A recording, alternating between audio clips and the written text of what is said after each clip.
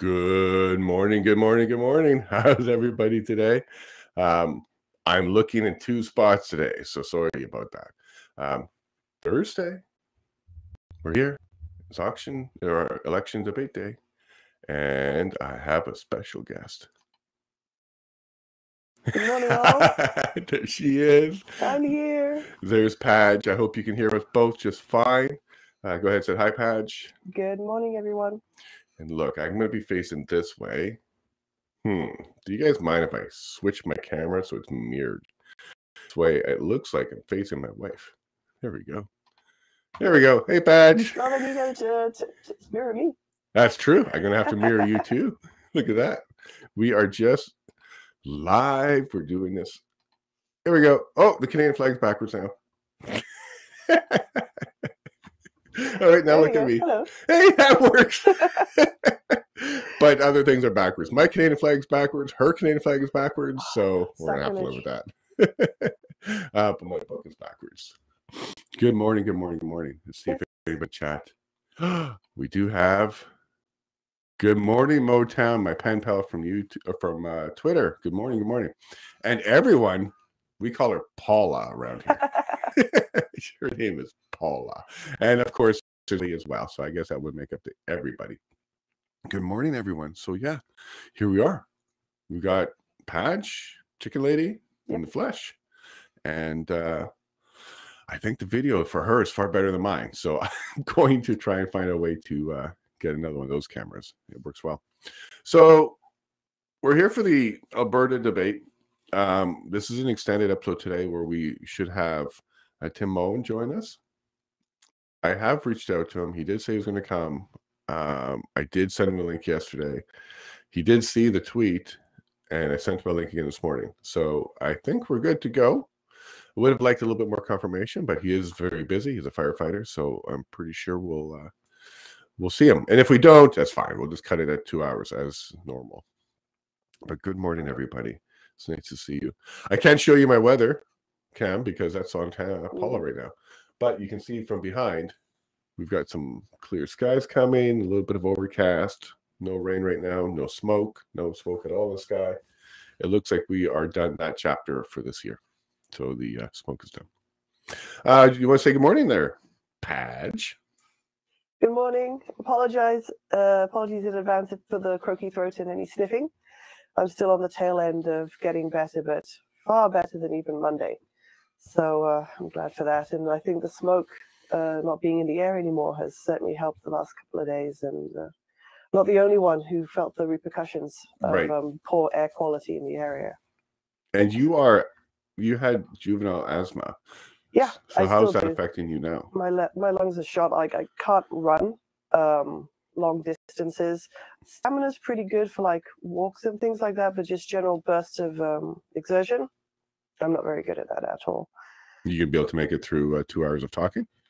Oh yeah, the talking should be fine. Well, good morning, babe. Good morning. You got your coffee? I've got my coffee. Okay. I got my coffee. Okay, Although I give tea, but for 6 in the morning, it's coffee. Yeah, it's true. Yeah, you need that little shot of caffeine now. Ellie, let us know if the audio sounds good. We can adjust any of it, but thank you very much. Oh, it's been a long week. But the election is coming. So, did you know about it? Yes, I did. Yeah. One of the things I was disappointed on is that we've only had one leaders debate, and there was only planning to be one leaders debate. I thought that was a bit weird. I thought give us 2 at least, but no, the one we had the other night was it, and wasn't going to be another one, and all they just have is their little subsequent appearances afterwards. So I think Notley was in Edmonton, or did one in Edmonton the next day. The speech, or yeah. I got to listen to that yesterday. You have to listen to that. She's been doing her research. I did a little bit of research because we are new to Alberta fairly. I don't know the history of Albertan politics.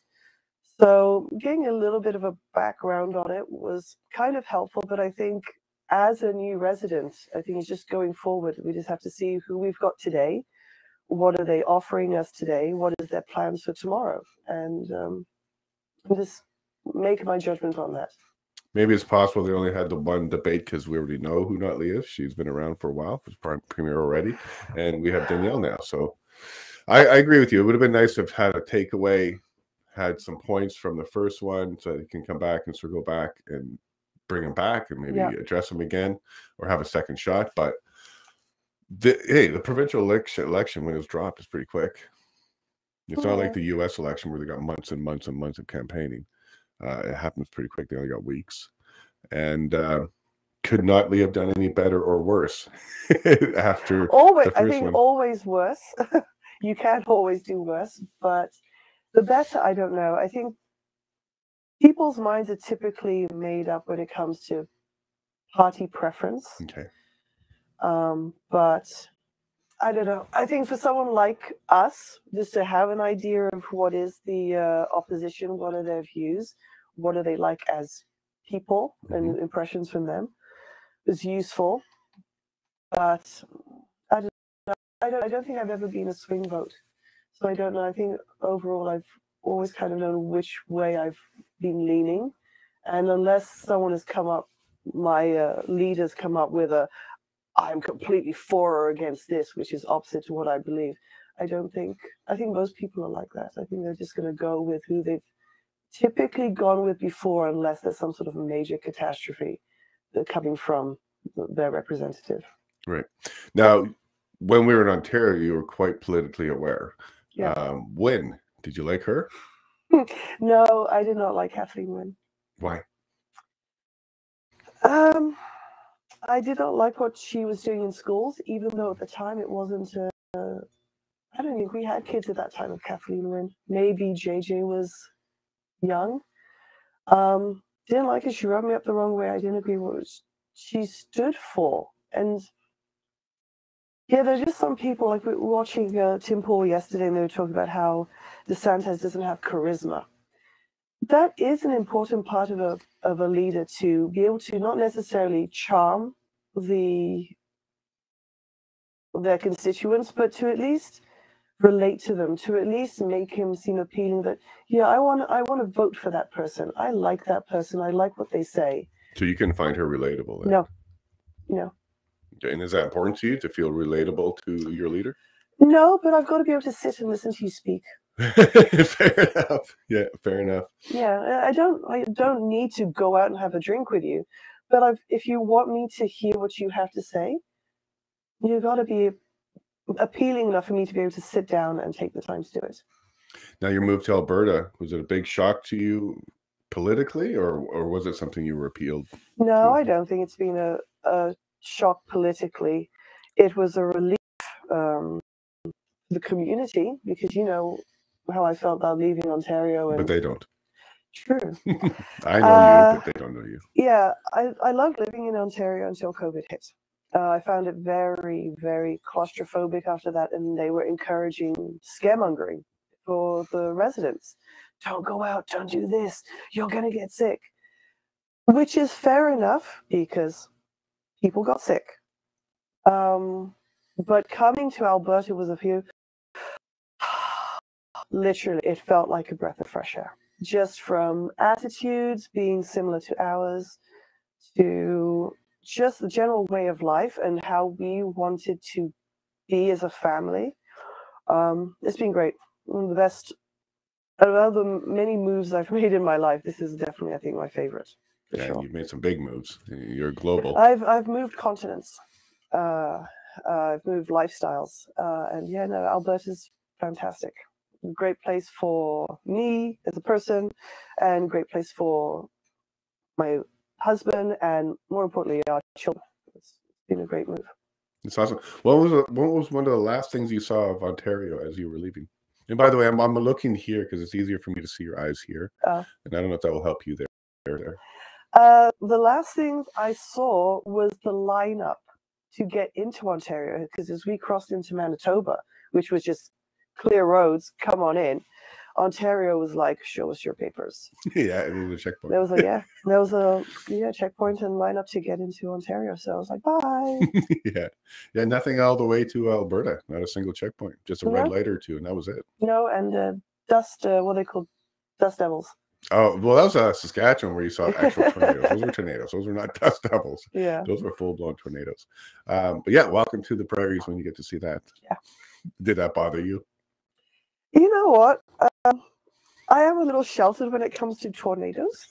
So we're driving along and like, there's a small tornado in that field over there.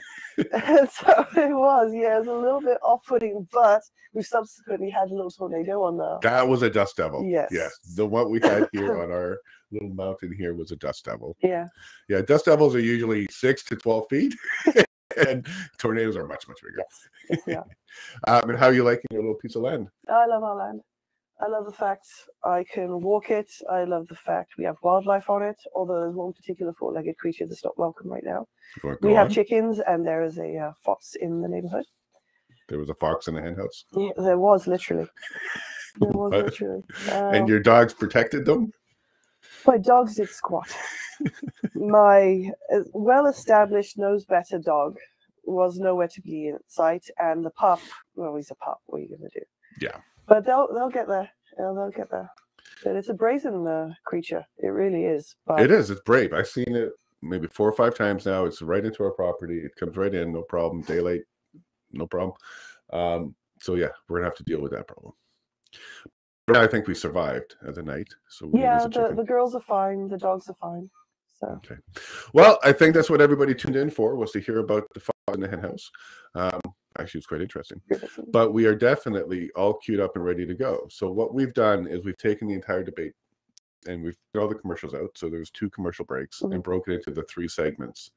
And we're going to go through them, watch them. We'll pause. Go ahead and say pause when you want me to pause, or just talk over at points. But the whole idea is to pay attention to what they're saying, digest what they're saying, analyze what they're saying, and then have your comments, and we can have some banter on that. We'll see where that goes, okay? And also apologies for any eye rolling. I am an eye roller. She can be. So there may be, they should have a little eye roll count. We'll pull the eye roll count. All right. So segment 1's about 15 minutes. And with the pausing, should be about 20, 25. But we'll see how that goes. So enjoy the replay of the Alberta debate. And here they are right now from the United Conservative Party, Leader Danielle Smith, and from the Alberta New Democratic Party, Leader Rachel Notley. Welcome to you both.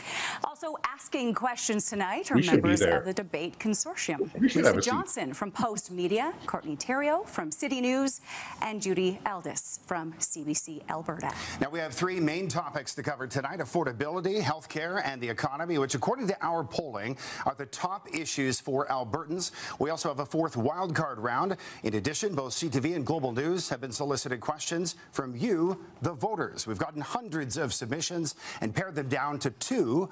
Aaron and I will put those questions to the leaders. And there are some rules tonight, and here they are. Both parties have agreed to all of these rules for tonight's debate. Each leader will have 1 minute to make their opening remarks. Over the course of the hour, 10 questions are expected. Each will be directed at a specific leader, who then has 45 seconds to respond. The other leader will have time for a rebuttal, followed by free debate. And there will be an all-important countdown clock that the leaders can see here in studio, with 30 seconds left in their answers, so they know when it is time to wrap up. And as we near the end of the debate, each leader will have time to make their closing remarks. Sorry about that. Well, the speaking order tonight was determined by a random draw. And a reminder to Ms. Smith and Ms. Notley not to talk over one another. We want to ensure that the discussion can be heard clearly for our audience at home, and we're not going to hesitate to step in to ensure that that is the case. All right, it is time to get started. First up tonight, Danielle Smith from the UCP with her opening remarks. Ms. Smith, you have 1 minute. Good evening.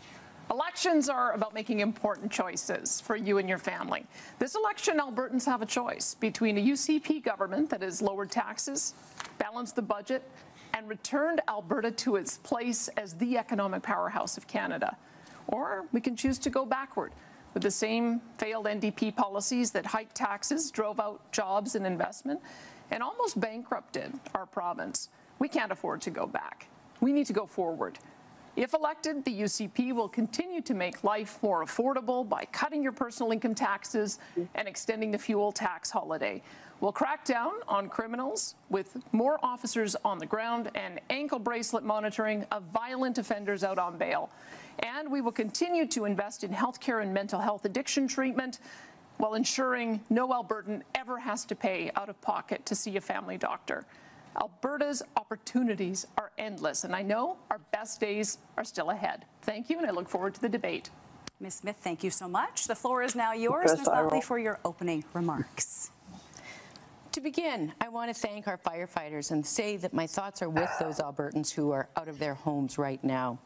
Tonight, I want to talk about a better future for Alberta, where we fix healthcare, lower household costs, and create jobs.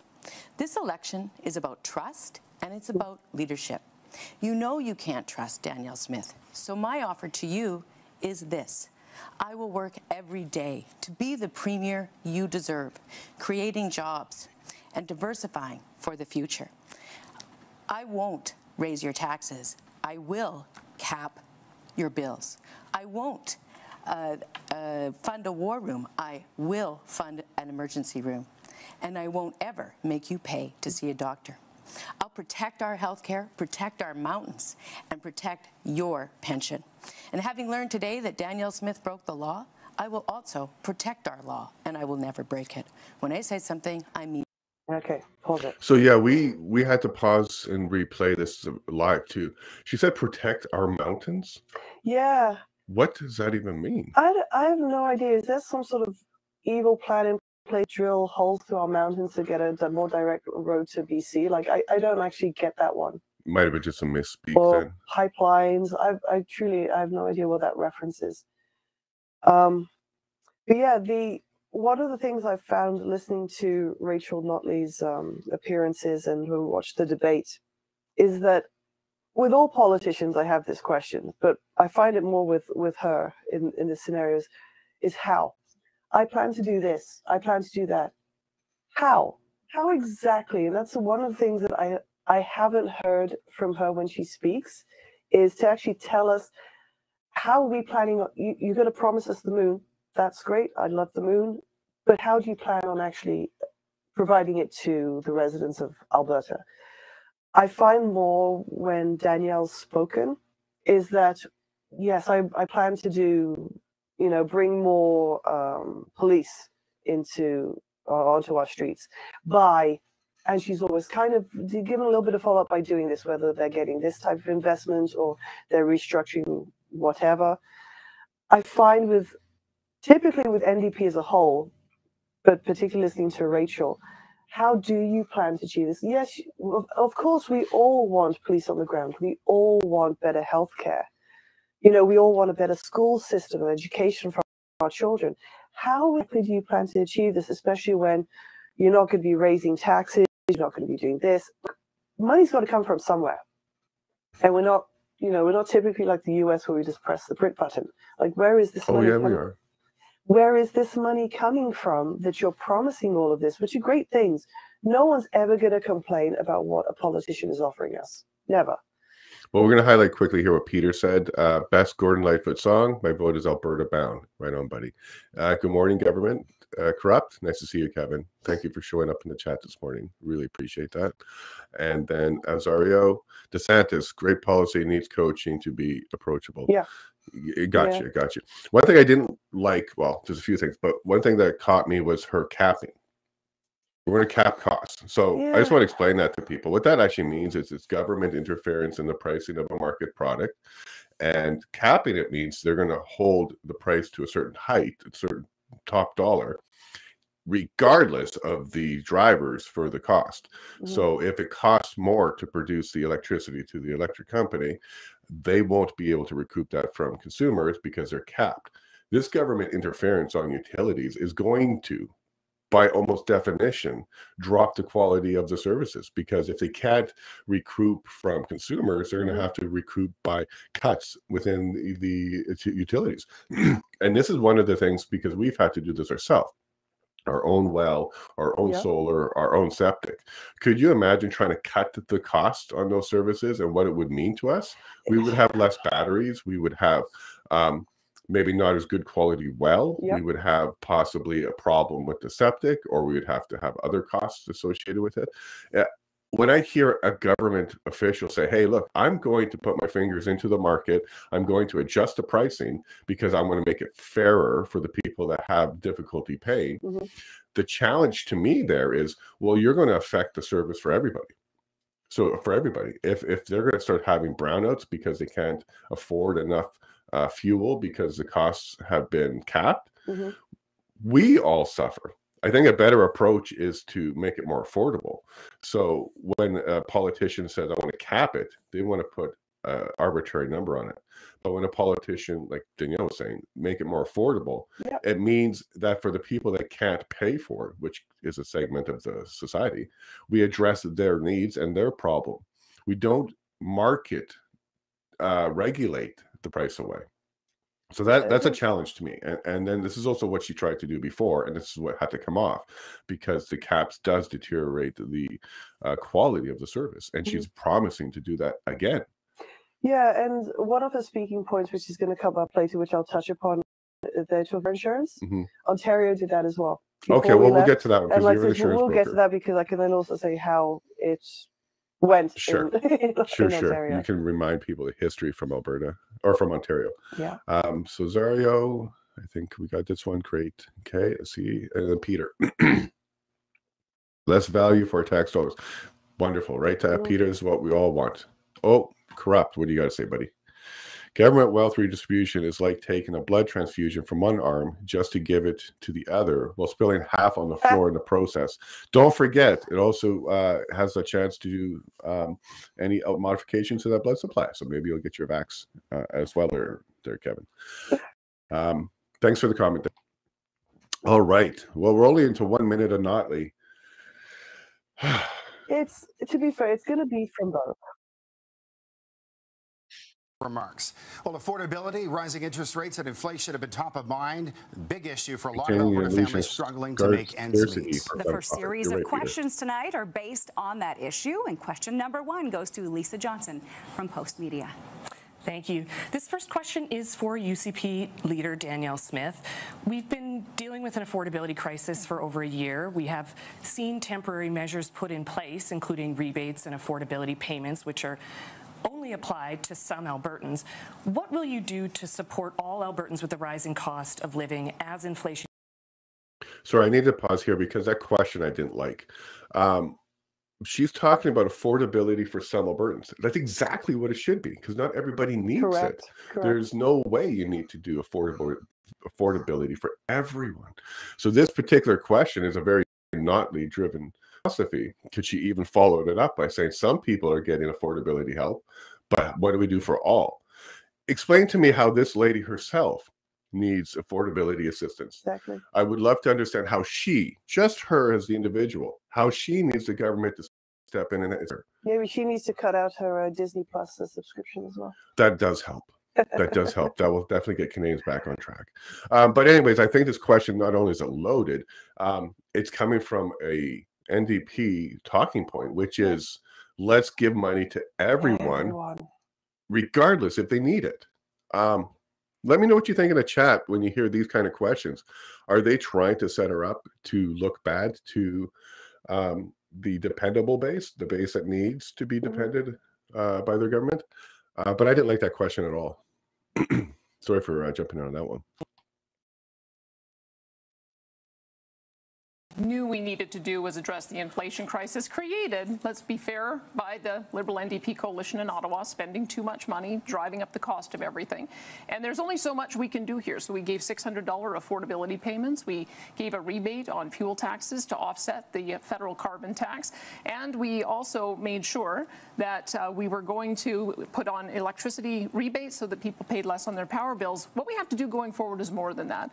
We know we're going to continue to see an increase in the federal carbon tax. That's why we're going to offer an 8% personal income tax rate. Brings us pretty much in alignment with Alberta, or with Ontario and British Columbia. It'll give $1,500 per family, and we'll also extend that fuel tax rebate until the end of the year. So the difference is there. She's providing rebates to the people that can afford it instead of changing the price for everybody. That feels right to me, because yeah. that's where I do think subsidies and assistance from the government can help people who do need it. It's not a blanket cost reduction. Yeah, blanket, everyone gets a check. Right.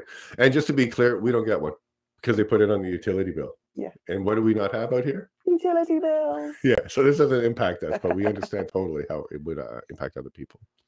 Thank you. You know, under the UCP, the fact is that most Albertans' utility bills look more like a mortgage payment. And your insurance costs for your car, well, that looks more like what you save up for your whole summer vacation. Now, those costs were under control when we were in government, because we had put caps in place to protect Alberta families. Unfortunately, the UCP chose to remove them, and now costs are spiraling. So we're going to help. We're going to put a cap back on car insurance, not a pretend one like Danielle Smith did a couple months ago, but a real one. And we're going to help families reduce their utilities. And most importantly, we will never, ever, ever make them pay to see a family doctor. All right, Ms. Notley, thank you. We're going to open it up. So you're going to hear her say that a lot about the family doctor one. For some reason, she really thinks that that is a good sticking point. It only works on her base. That won't sway anybody over. No, having a family doctor is important. However, no, but paying for it is what she keeps talking about. One of the things that I don't understand personally, moving to Alberta, we didn't have, and we live rural Alberta, but our closest town is Drayton Valley. We didn't have an issue signing up with a family doctor. That's true. So a lot of these problems that Notley mentions throughout this debate, whether it's education, whether it's affordability, whether it's doctors or medical, I don't see the problems around here. Yeah. So for those railroad, once she gets in the chat, they can let us know what it's like in Grand Prairie. But I just don't know. I've never encountered that issue, both coming to Ontario as a new immigrant. So we were in Ontario for a good 15 years maybe, and I changed family doctors maybe twice. Never had an issue. Didn't have an issue acquiring one personally when I moved. Didn't have an issue acquiring a pediatrician. Moving to Alberta, I did a quick Facebook search, like, hey, who would you recommend in Drayton Valley? We got a name. I called them. They're taking new patients. So I don't know if we're just fortunate in the areas we've moved to. I haven't lived in big cities to find out if there's an issue, if primarily that's where the issue is. But I don't get, I know it was a driving point throughout this debate, and it's understandable. You need a family doctor. If you got kids, of course, you want to make sure you got a family doctor. But I just haven't encountered that problem. So I don't know, for anyone in the chat yet, maybe share that. Well, Scott, Mayor of Alexandria, is saying he doesn't have one yet. Yeah. Oh, you don't have one yet? In Alexandria. Well, that's Ontario, but that's weird. And even then, when we moved to Alexandria, Scott, we got Dr. Salidi, no problem. My parents. So as a family of 6, so the 4 of us, and then my parents also moved to the same town, as you know, we got a family doctor right away. So I don't know. It's just not something I've encountered personally. But of course, it is an issue because we do want to make sure that we've got healthcare available to us and our family and our children. And then Notley once again mentioned the capping, but she also talked about the spiraling cost. But she didn't relate the spiraling cost to the government, the federal government's policies. So I'm curious, if it was capped, if the utilities were capped during this inflationary cost increase that we just went through, what would happen to the quality of the product? Because they themselves would have had a cost increase, but being capped at the pricing. I think it would have absolutely destroyed the utility market over the last year during this inflation if there was caps in place. So what she's actually said here is, I'm going to put caps in place to reduce or control the cost that are spiraling out of control. But the drivers to the spiraling out of control are economic drivers on the federal level that you can't ignore. The federal level, and we've had our lovely Liberal government for way too long now. Right, so that would have to mean that utilities would have to do cost reductions in order to keep the lights on, quite literally. Yeah. So her answer here about doing caps to control cost makes no sense to me. It doesn't actually compute, because You just basically said, I'm going to lower the quality of your utilities, because that's the only outcome of that. Something's got to give. For sure. Yeah. For sure. And what are we saying here, Prairie? I don't have one. Still waiting almost 2 years since a stroke. No doctor. Wow. That's Manitoba, Prairie. That's interesting that you're having those problems too. Could that be where you're at? Maybe there isn't one in that town. I don't know. Yeah, we've just been clearly lucky. Apparently, yeah, because even Scott is saying his wife has one for her and her kids in Richmond, Ontario, but they could not take me on. That's weird, dude. That's really weird. We're fortunate then, because yeah, I believe what Scott's saying. I believe what Perry's saying. For sure. Yep. But I wonder if NDP's policy of spending their way out of it with money they don't have is a solution. Well, it's always a how. Where is this money going to come from? How are we going to do it? Of course, we all want doctors coming out the yin yang and practices everywhere. But do we? No, we don't. Well, we don't want too many doctors, so you'll start getting the quality will go down. Well, one of the adjustments we had to make from moving from the GTA to Eastern Ontario was the lack of walk-in clinics. Like where we lived in Mississauga and in Brampton, walk-in clinics everywhere. And when we moved to Eastern Ontario, that just wasn't a thing. It really wasn't. So there was a reduction in available or healthcare that you did need a family doctor. But in the cities, yeah, you couldn't move for walk-in clinics in that area. And what Kevin's saying here is, why is the government so afraid of competition? Why can't we allow the consumer to choose if they want to use government insurance program to pay for their healthcare or pay for private insurance? Kevin, I'm 100% with you on this one. If we had a private system, a hybrid system, you get innovation, you get competition, the prices go down, you get more innovation on the private side, which trickles down to the public side. Across the board, you get more quality and less cost. And there Danielle is there, Kevin. So if you pay attention to what's coming up soon, that's exactly where she's headed with that. And then if we look at all the best countries for healthcare, they have two-tier. Yeah, I like that. Hybrid. We even have that for insurance across the country. Some provinces are private, some are public. UK has that too. They have the NHS and then they have private as well. Yeah, I have no problem with it. I think it's fine. I think especially when the private sector would be the one that would push innovation. So the price of drugs would go down, quality of drugs would go down, procedures, etc. And also, it's a good way to make sure that our highest quality and most talented doctors stay in Canada, because right now they leave to the States when they leave the private or public to go to private. So I'd like to keep them here. And then we have Peter or Clay. They don't want outside hands grabbing a slice of their pie. Clay, you're on this. You're on this. Then Scott, it's okay. I'm in prestige shape. Haha. That's right, Mayor. You're going to be around for a while. All right, let's keep going. The first free debate on this issue tonight, starting with Ms. Smith. And a UCP government will never, ever make you pay for a family doctor either. What we also won't do is cause an increase in your power bills. Ms. Notley is not taking responsibility for the fact that she created the power bill crisis. At the time, Alberta Party leaders said it was the biggest mistake of the NDP government because of their ideological changes. By phasing out coal early, they added $2 billion to the cost of your power bill. And as a result, we're seeing the consequences of that today. And she's not stopped. She's going to achieve, she wants to achieve the 2035 net zero target put forward by Justin Trudeau. That'll cost $52 billion and increase your power bill another 40%. We can't afford to do that. Well, you know, here's the thing.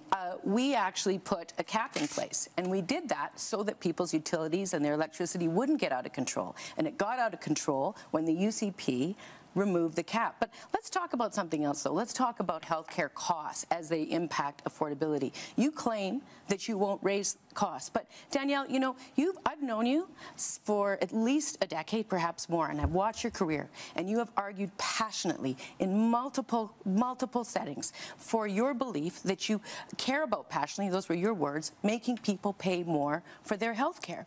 So my question to you is, why are you not running on the thing that you believe? Why are you not being honest with Albertans? Why aren't you making the argument that you think having them pay more is what you want? Because you've said it in video, in papers, in speaking tours, in the legislature for Okay, so she's misrepresenting what Danielle is talking about, because Danielle's talking about a two-tier system where you can pay to go see your doctor if you want to.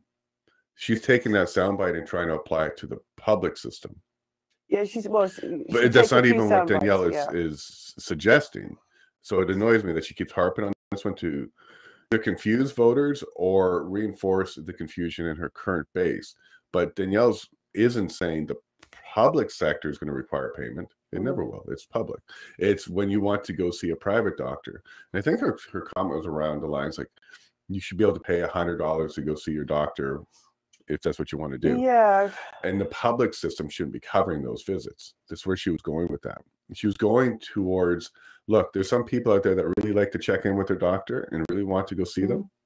And in the public system, that's a large cost because these are not unhealthy people. These are just people that want to have a little bit more attention with the doctor. So for people that want above and beyond the public, they can go ahead and pay for a doctor's visit in the private. And this is a good option for people so that the public system doesn't have to cover those costs. I have no problem with that.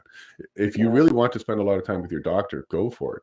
But why should the public have to pay for every visit if you're not actually sick or injured? Yeah, I mean, there's always going to be a time where people are going to say, well, it's not going to be for all situations, all scenarios. But I agree with that. I mean, for us, I really dislike going to the doctor just out of being exposed to other people who are sick. So we usually only go there when we just like. Sure, but you do recognize that not all people are that way. There are some people that like visit far more frequently. Yeah. And that's the cost that Danielle is targeting on that one. Let's call that the repeat for your own desire visits. They're not because they're sick. They're because they want to go see a doctor that day. And if you want to do that, that should be something you can pay for in the private system if the public system isn't covering that anymore. Yeah, well, you have to wait. Well, even then, like, you should have a purpose to go take a doctor's time. Hey, look, I completely agree with you. And that's what she's trying to do here. Like, look, if you're going because you're not injured and you're not sick, you just want to go have a checkup and you want to go, and it's not a yearly checkup, it's a regular checkup.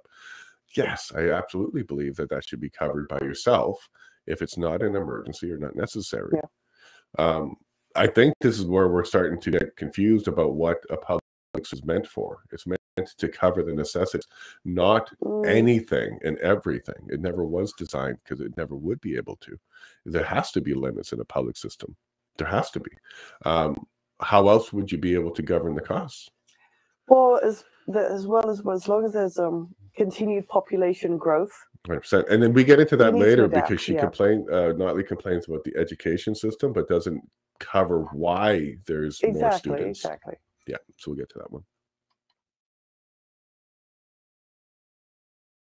Grainy videos of things I said while I was on radio. And the reason she does that is she doesn't want to run on her record. And the reason she doesn't want to run on her record is it was an absolute disaster. She racked up $70 billion in debt, more debt than any premier, actually all premiers combined in Alberta's provincial history. She talk about deception. Did you remember her running on a carbon tax in the last election? I sure didn't. And that increased the cost of everything. We eliminated it, but Justin Trudeau wouldn't let us keep it off. And now Ms. Notley has not stood up to her boss, Jagmeet Singh, in Ottawa, and worked with us to say don't increase that carbon tax any further. And in fact, certainly don't increase it 300%. No one has any credibility talking about affordability as long as they support a carbon tax, which is going to increase the cost of everything. Ms. Smith, I'm sorry. You talk about grainy videos, but actually we had high definition 18 months ago when those videos of you arguing for people to pay for their health care came out. And you know what? We had high definition when you said you wanted to sell our hospitals across Calgary.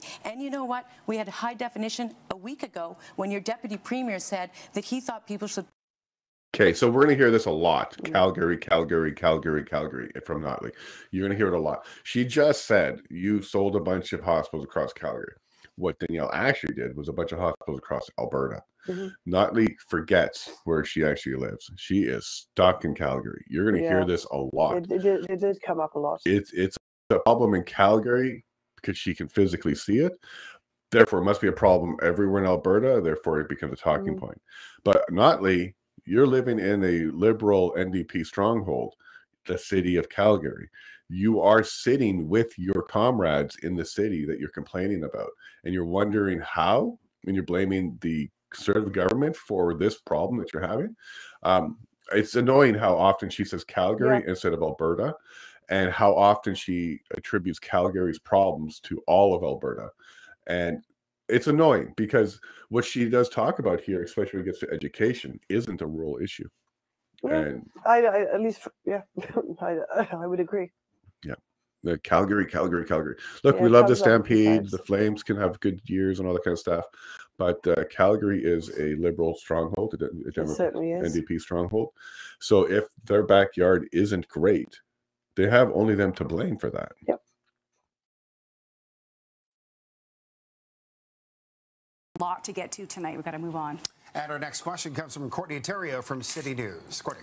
Thank you. This question is for NDP leader Rachel Notley. Now, no matter the provider or contract situation, utility costs remain high here in Alberta. Now, I know you both touched on previous policies, but my question is, what can government do to bring down the actual cost of utilities going forward? Well, that's a very good question, and what we absolutely have to do is find a way to reduce those costs. A lot of Albertans aren't aware that in the pre-election period, the UCP put a cap on what folks are paying for their electricity just for the last 4 months. What they don't know is that, in fact, come June, they're going to have to pay that back, and that's going to cost about half of Alberta families about $200 million. So the first thing that we will do is we will actually have those families' backs, and we won't force them to pay back the cost of Danielle Smith's pre-election attempt at distracting people from what UCP policy has done to their utilities. But then going forward, we have to find a way. Did it answer the question? Ouch. So hold on a second. So there's a deferred payment on the electricity. It's not a cap. So she used the wrong. It's a deferred payment to people that took advantage of it. And now what she just said was, for people who took advantage of the deferred payment, we're going to make taxpayers pay that bill. So she just said $200 million. She said it shouldn't be the people who had the deferred payment, which elected to do that. It should be everybody else. So your neighbor should pay your power bill, according to her. But even then, she says, but we still have to come up with a way to reduce. So still didn't answer the question. Correct. Like the question was, what are you going to do? What are you going to do? And she laid blame at UCP, highlighted an issue, quite honestly, fair enough, highlighted the deferred payments, but still didn't answer the question of what are you going to do regarding. I think she did, though. She said use taxpayer money to cover it.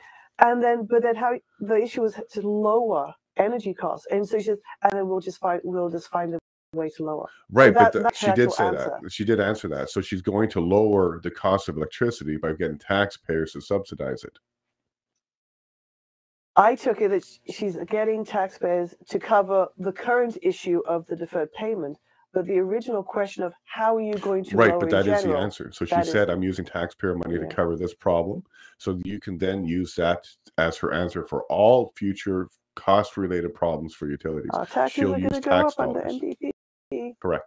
Yeah. Correct. So she increased the cost of electricity to begin with under her term, and then it got out of control with inflation, and now she's going to tax money her way out of that problem, and that's her answer. Yeah. So to anybody who's listening that has an understanding of how taxes work, you should be very afraid. Okay. For her base, who thinks money grows on trees or comes out of the ground in Alberta, then they're going to be in for a surprise, because who's covering that bill? It's everybody else who was paying their bills, being taxed into subsidizing their neighbors. Yeah. So that was her answer. I'm going to make your neighbors pay. And that will work for her base. But her base isn't big enough for this election if that's all she's going to be able to count on.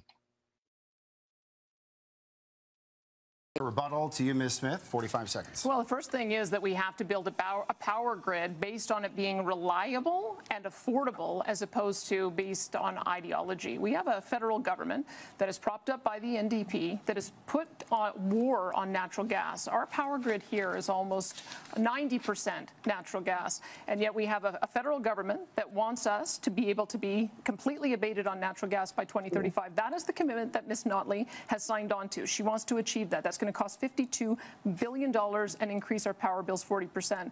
The other thing that's going to happen is they also want us to phase off completely in their new green building strategy, phase completely off natural gas, which one of the presidents of our large companies has said would cost another $75 billion. That is not the way to get affordable energy for Albertans. Okay, Ms. Notley, you now have the floor for your rebuttal. Well, thank you very much. Well, let me just say, first of all, that the numbers that Ms. Smith are throwing around are numbers that have been fully discredited. And they've actually been discredited by the people that the UCP hired to come up with the numbers. Almost the day after they came up with those numbers, the firm came out and said, nope, those weren't right.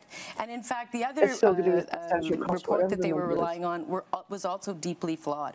What we know is that there is roughly $16 trillion of international investment floating around out there looking to invest in renewable energy. And this is my favorite line. When I heard her say it the first time, it reminded me of Dragon's Den. When people say, there's $16 trillion worth out there, and if we just got 1% of it, all our problems would be solved. I'm like, my goodness, you can't just say, okay, look, we're here, come and invest. You've got to do something about it. You've got to make yourself appealing for investment to come. Oh, yes, and that reminds me of what she uses investment, the term as. She uses it as free money. Yeah. So she's saying, hey, there's $16 trillion of free money hanging around out the globe. We try to grab it. Investment simply means that somebody is expecting a return on this. Yep. So you want to attract outside money out of Canada into Canada with the expectation that they're going to receive a return on that money and it's going to leave Canada. Yep. So let's just say you got yourself 1% of that 16 trillion, which would be what, 160 billion? You could do the math. Yeah. And then they put this 160 billion in. They were what, 200 billion, 300 billion out. This is what investment means. Investment isn't free money. And when you hear out of the NDP, they say, there's this money floating around and we can't attract it. We just get a little bit. It was just complete Dragon's Den. Whereas the UPC has similar talking points, but for growing the business, helping the business economy grow, which will then help hire more people and the economy in general will grow. It's not about trying to free money. And it really bothers me that this is their thinking.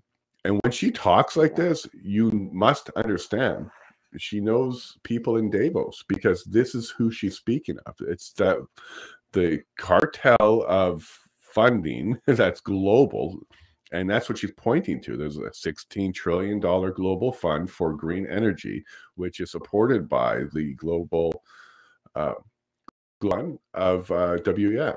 So she's pointing to that as a place that Alberta should be looking for investment from. Insane in the membrane. This is crazy talk, because not only do you tie yourselves into the globalist agenda, financially speaking, as bringing them in as investors, but guess who gets to drive a lot of the decision making and the progress and the guidance of whatever it is you're working on? Your stakeholders, which include your investors. So she's literally telling Alberta, hey guys, let's get the globalists more involved in our economy. Let's tie ourselves to them and then become beholden to them, because they are expecting a return over time. Exactly. That's what an investor requires from their investment. So this is insane. But she, and what I'd like to hear more from Danielle as well, is about spurring on investment locally. Bring investment across Canada to Alberta and have Albertans invest in Alberta, because that's where we want the money to stay. We don't want it to cross our border to international investors as a return on investment. We want all of that capital growth to stay within Alberta. So you hear her talk like that. The only people that we triggered in a positive way on that kind of talking point are people who have no idea where this money comes from, what strings are attached with it, and what our future is going to be if we're beholden to these groups at this kind of level. Thoughts? Yeah, no, I completely agree. I completely agree. I think let's say talking to those who aren't investment savvy, just say, but there's trillions out there. If we just got a bit of it into here, like all our problems would be solved. That type of level of, yes, our leader's going to make that happen. No problem. We're going to not just get said, we'll probably get the whole thing because Alberta's great and we could. No, this doesn't work that way. And these are the same people that will rack up credit, rack up the insurance costs on credit, or interest costs on credit, and then complain that they can't afford things. And you're wondering why. It's not their fault. Yeah, so this is why the neighbors have to cover the subsidy payments, and this is why your neighbors have to cover your electricity payments, because you're not handling your money. Not everyone, to be fair. No, I'm isolating the people that think credit and investment money is free money. Whenever you think that way, this is free money. This is the problem you get yourself for those into. who have that attitude of, correct, and that's certainly not everybody. That is a particular segment of society, and Notley subscribes to that because she keeps talking about it like it is. It's just in the air, and all we have to do is grab a handful of it, and we get to do great things with it. No, there's a return. You're going to have to. There's an expected return. Otherwise, investment will be withdrawn. Well, not so much just withdrawn. It's just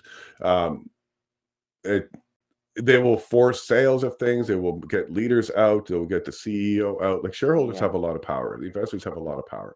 So, and that's my major concern, is having a global consortium of financially powerful people also having influence into our energy.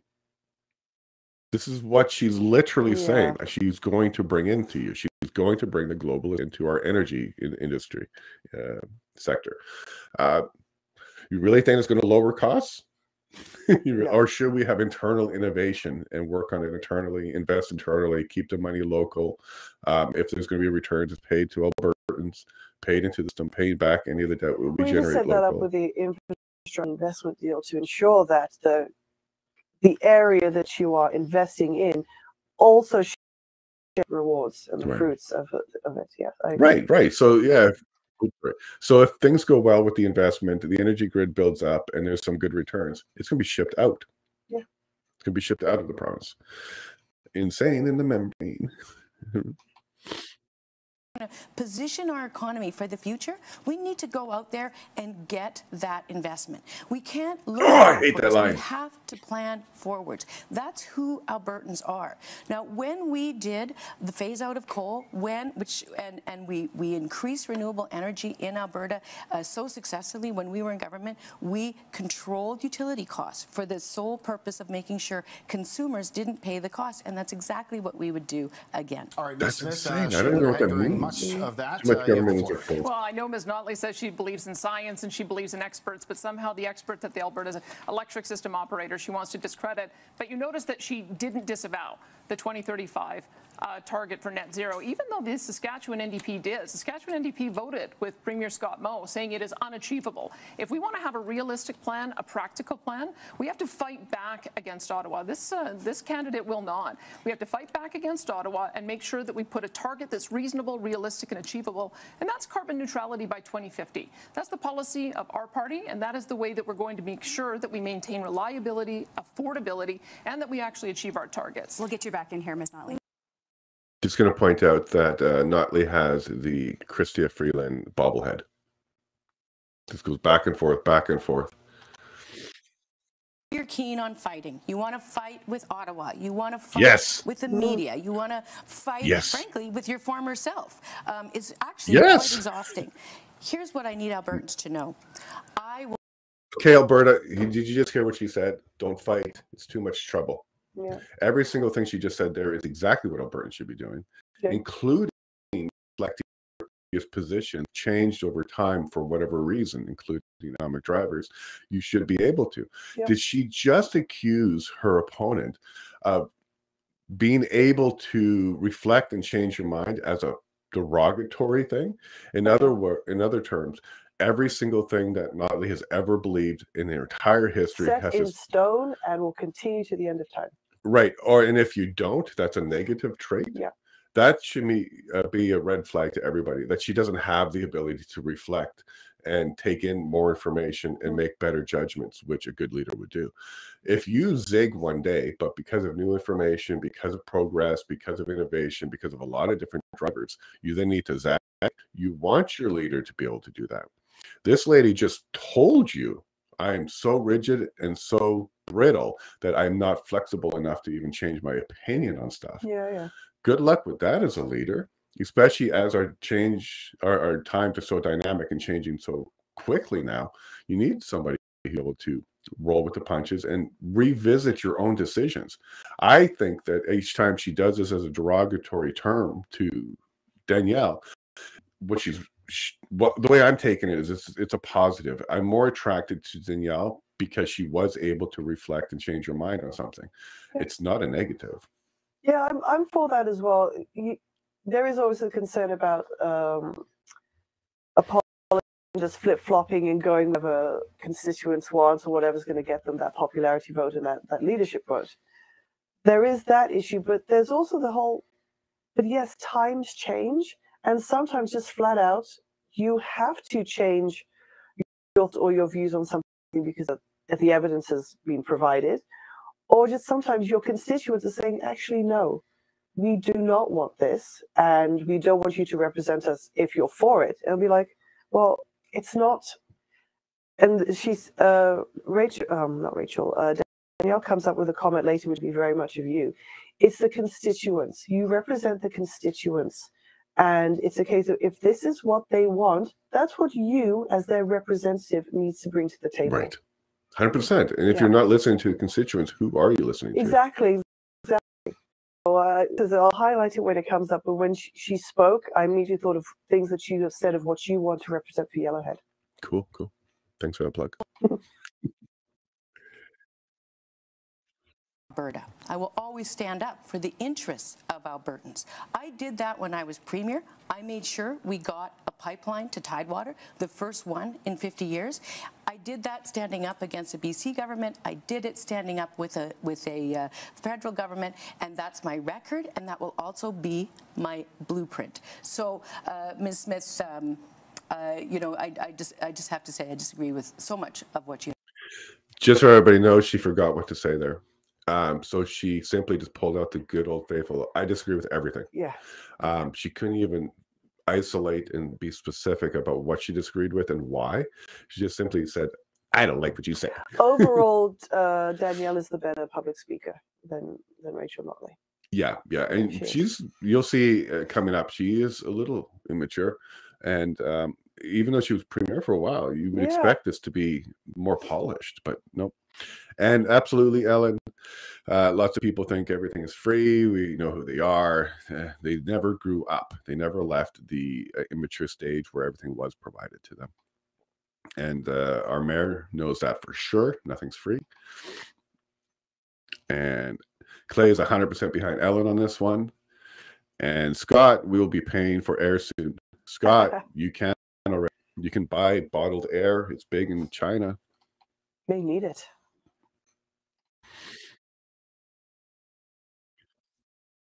Justin Trudeau canceled Northern Gateway. She didn't stand up when Energy East pulled the plug. She didn't stand up when they brought in a tanker ban off the West Coast for our product, and she didn't stand up when the No More Pipelines bill was passed. Well, she will not stand up. In fact, you know that's not true. You commented on there's the an fact example that of I made unable to submissions control to the herself. Senate. You know that's what I did on both of those issues. It was too late. And I must tell you, where do you think Justin Trudeau got the idea for just transition and for an emissions cap and for a carbon tax? He got it from Ms. Notley when she was Premier, and she's going to continue to implement these same kind of policies, and she's going to walk in lockstep with Justin Trudeau on making sure that they get implemented, and that's only going to help our economy. Get Trudeau. That is all the time we have for this topic, and in fact, for this portion of the debates. And when we come back, we will be talking more about healthcare and the economy. Please stay with us.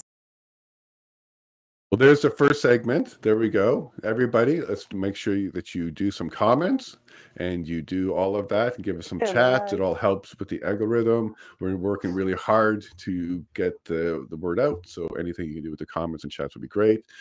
Make sure you subscribe now as well. If you haven't done so already, go ahead and push that subscribe for us, and the bell if you want to be notified immediately when new videos are up. They are coming up daily, and we also have replays coming up daily as well now. So thank you for that. Well, that was a good first segment. We definitely have to keep this moving along quicker, though, because we're going to run out of time if we don't. So let me go ahead and get segment 2 ready for us. Segment 2. Riveting stuff. It's not bad so far, right? Yeah, not bad so far. We're just getting started. But you can see the demeanor between the two is very different. Yeah. And it would be a wish list, I think, for every resident watching politicians speak. We know your opponent has got some history. They've made some bad decisions. But it's like, can we just, I don't care. I want to know what you are bringing to the table and how you plan to bring it. That's truly all I want to know. I don't care really what, I know Danielle Smith's got a history again before our time in Alberta. I just want to know what's happening today. What are you going to do for tomorrow? Just please tell me. Well, I'm impressed because she crossed the floor, which is one of the most difficult things to do for your political career. That's quite the gamble. No kidding, I know. But I'm impressed by that because what it meant was she can revisit her thinking. She is not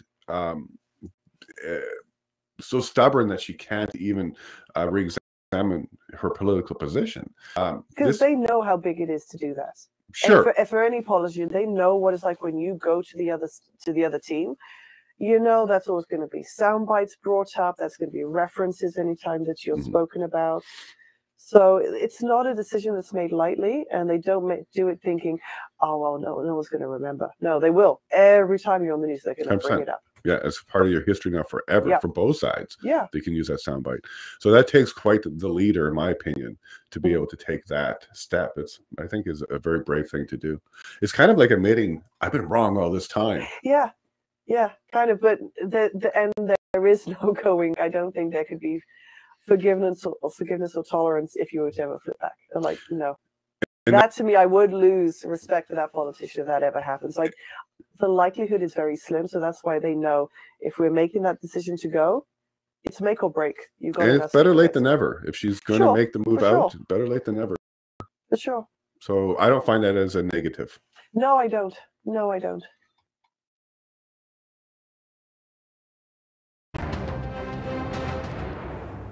Welcome back to the Alberta Provincial Leaders Debate. UCP Leader Danielle Smith and NDP Leader Rachel Notley are here answering questions that matter to you. The state of health care is one of the most pressing issues in our province, highlighted by overrun hospitals over the winter months and the struggle for many Albertans to find a family doctor. That topic is front and center in this segment of the debate, beginning with a question from CBC's Judy Aldous. Thank you and good evening. Fixing healthcare isn't just about spending more money, it's about designing a more responsive and effective system. So, beyond dollars spent, what are your creative and transformative approaches to restoring confidence in the system for Albertans? And Ms. Smith, we'll let you have the first crack at that question. When I first got elected, I was being told that the AHS system was on the brink of collapse. You had unions saying that we needed to go back to mandates and start masking kids in school. And I said, absolutely not. We are not going back to that. If the problem is AHS, then let's fix AHS. So we talked to doctors and nurses and paramedics on the front line. We listened to them and we implemented their ideas. And guess what? It's working. Hospital wait times are down. EMS response times are down. We have effectively ended red alerts for EMS in both of our major cities. Ambulances in rural are staying in rural, and we're reducing surgical wait times. We're going to be able to keep this going. And if we continue at this rate, we will have completely eliminated our surgical backlog by this time next year and be the first province in the country to do so. And your rebuttal now, Ms. Notley. Well, I will say Albertans have had enough of driving hundreds of kilometers to get the emergency care, obstetric care, cardiac care, any kind of care that they need. They're tired of looking for doctors. They're tired of 15-hour waits in the emergencies rooms. And they're particularly tired of having the UC. Just want to highlight all justifications for a private hybrid system she just gave there. Those are all good reasons for a private hybrid system. 100%. Because if you have more people going to private, there's less people in the public, wait times are lower, et cetera, et cetera. Here's the thing, obstetrics, having babies. I find it very disappointing that is an issue, at least in our community. We have a hospital in Drayton Valley. For us specifically, we were at about 25 minutes away. Can't have a baby there. So instead, you could either drive an hour to two of the nearest towns in order to go and deliver a baby. Well, that's not due to the hospital. That's due to staff. We don't have anesthesiologists. This is so. Again, whether it's the NDP or the UCP, providing good hospital care is key, whomever is at the helm, quite honestly. And discovering that that was an issue in this community, it is an issue that needs to be dealt with. One of my big things. Okay, but I'm going to cut in on that one. That one has been addressed by the mayor of Drayton. She's trying to attract an anesthesiologist here. They don't have one. That's why they had to close down that part of the hospital. And Keep trying, Nancy. Yeah. Well, the problem is all of our people are leaving. They're moving to the States for better employment. So this is why we're not attracting very well right now. You're not wrong. I think the issue isn't so much costs and stuff. It's attracting good people to the system. Yeah, and they touch upon that about having applications open and still not filling them. Yeah. They've been looking for quite some time. That's why that is an issue. Moving past the next step of having a family doctor, having medical services available to communities, and the fact that there is a fully fledged hospital 30 minutes away from us, and for I guess 5 minutes from whoever who lives in the town, and there are certain medical issues, everyday medical issues, that cannot be addressed there. So yes. I think you bring up a good point. Neither one of these candidates talk about how to attract more doctors and how to educate more doctors. No, and like I said, it doesn't. And I think this is an issue, no matter what province you're in, no matter what country you're in. It is getting good quality services available to you, as in having a hospital, and then having them 24/7 for a community. It's just it is a necessity, and it's an ongoing problem that whomever is leading has to deal with. Good point. Neither one of them talks about the brain drain of our medical system. Yeah. A problem. We've put forward a reasonable, practical solution. The answer is to get more Albertans access to a family doctor. By doing that with our costed plan. Yeah, let's attack. The family doctor, yes, is the first level of medical care for a family, but a family doctor isn't going through emergency rooms, obstetrics, surgeries.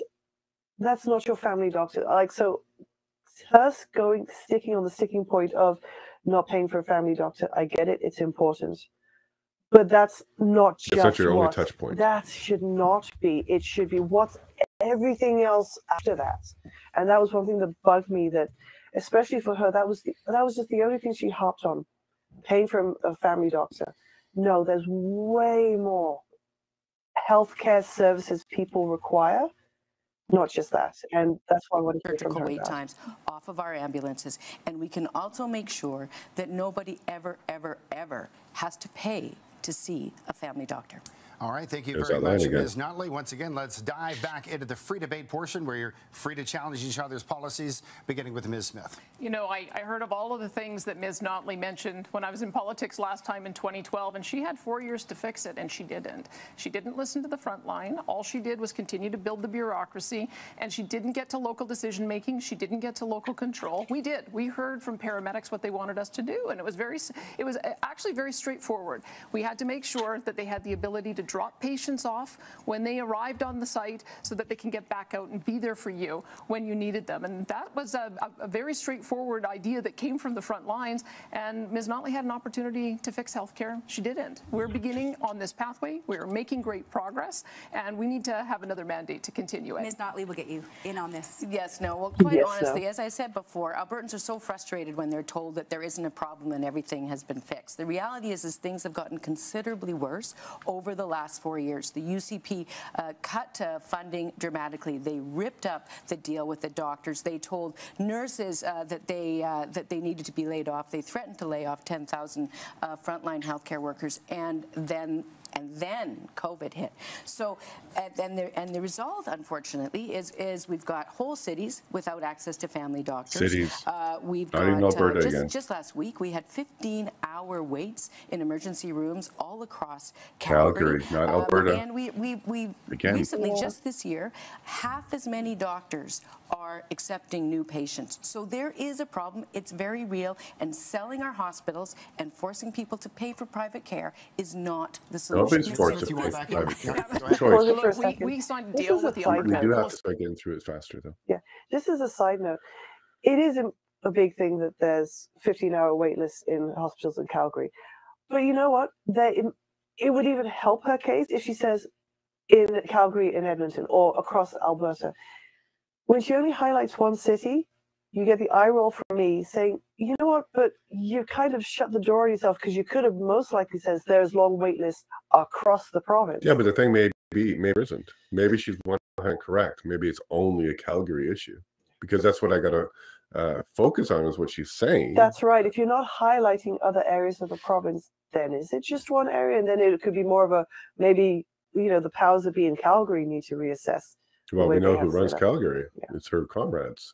So she's really complaining about her own comrades' accomplishments there. Yeah.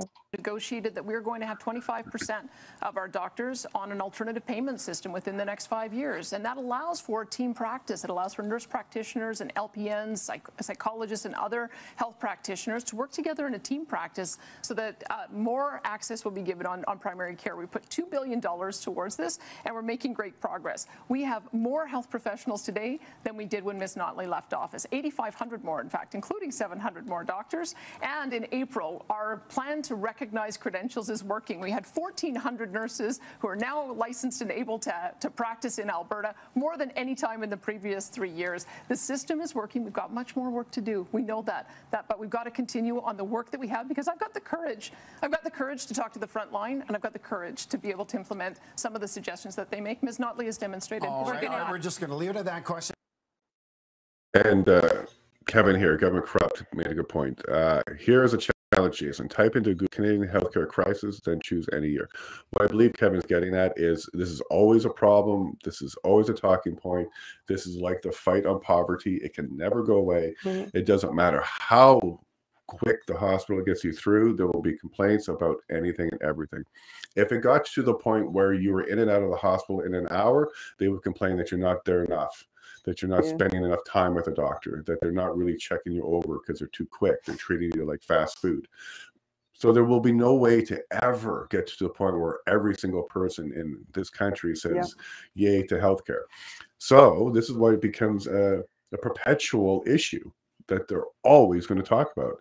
And as Canadians, it's become part of our programming to always complain about healthcare. I encourage Canadians, if you haven't done it yet, leave the country for a bit and go to another country that doesn't have these kind of systems in place. Go talk to the people there and go check out their health. You'll come back pleased that we have what we have in place. Sure, there's room for improvement, but that's just like everything else. There's always room for improvement. Yeah. So thank you, Kevin, for bringing that up. That's always an issue. It's always a talking point. It is. Province-wide, countrywide, global. It is. And Ellen, sheesh, Calgary. Doesn't anybody care about Toronto anymore? You're absolutely right. Thank you, Ellen, for that. That was a nice one. But yeah, you're going to hear Calgary so much. So maybe we'll give Notley the benefit of the doubt. Maybe she's 100% correct. Calgary is a very difficult place to live right now. Not the rest of Alberta, according to Notley. Yeah. And that's her backyard. She's a rep there. She was elected there, and this is where she lives. So if her own backyard isn't a place that you want to live, don't let her take over all of Alberta. Yeah, no kidding. Yeah. Question, because we have another one on health right now. You bet. Our next question is from Lisa Johnson from Post Media. There is already a lot of private delivery in our public healthcare system, which has existed under the NDP and UCP governments. What criteria would you apply to determine when expanded private delivery is appropriate? And we'll go to Ms. Notley first, please. Well, honestly, I mean, at this point, what we would always look at is to get the best care for the greatest number of people in the most efficient and cost-effective way. Now, as you may know, there was a study that came out today, just today, on the success of the Alberta government's surgical care initiative. And what they concluded was that the number of surgeries went down and the cost went up. Now, that's not entirely surprising, because most often when you engage in experimentation with privatization, that's what happens. It's the same thing that's going on with the lab situation in Calgary right now. With the UCP's intention to increase private lab services, we now see Calgarians waiting up to a month to get a simple blood test. It doesn't work. We need to focus on she could be the premier of Calgary there. All right, Ms. Notley, that is your 45 seconds. Ms. Smith, over to you.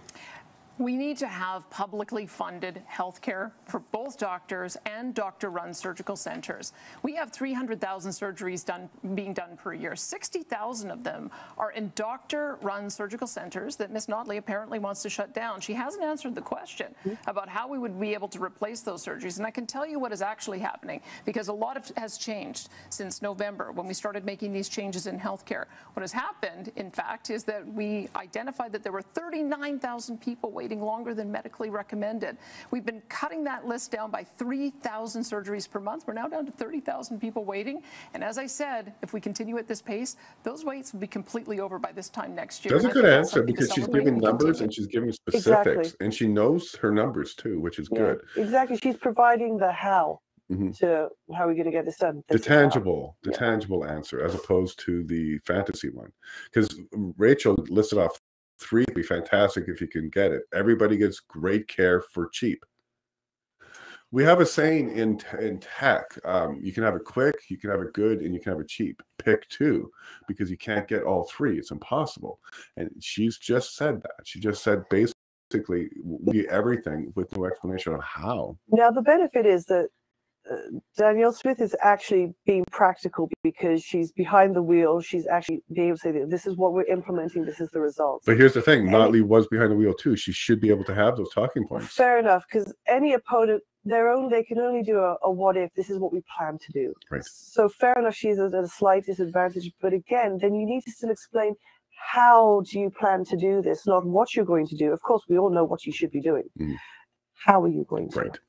And we got a little entertainment break here from Prairie. So let's try and sing along with this. Oh, good God, not with my voice. It is a song that never ends. It goes on and on, my friend.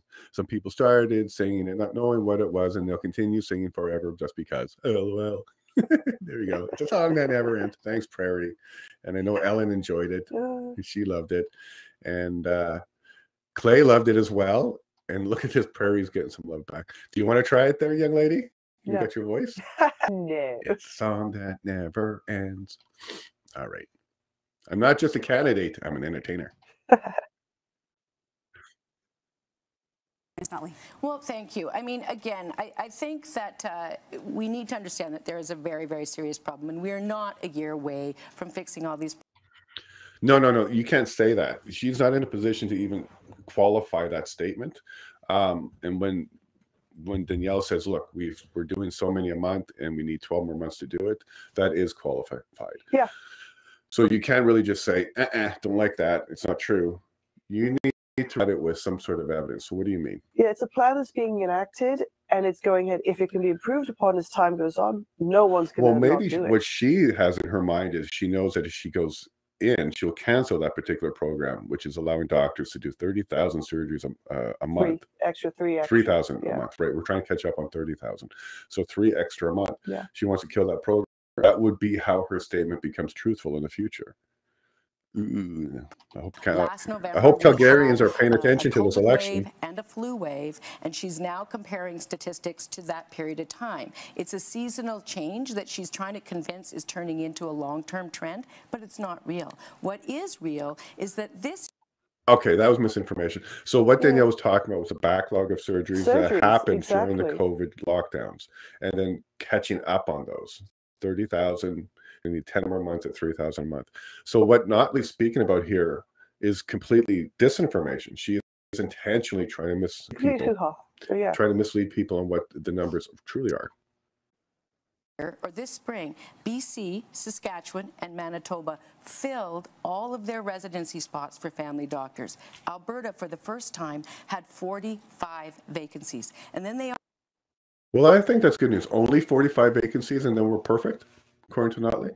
Yeah. So if we went on a hiring campaign, dragged 50 doctors from around the world to come to Alberta, we're done? Yeah. Oh, cool. Exactly. Well done.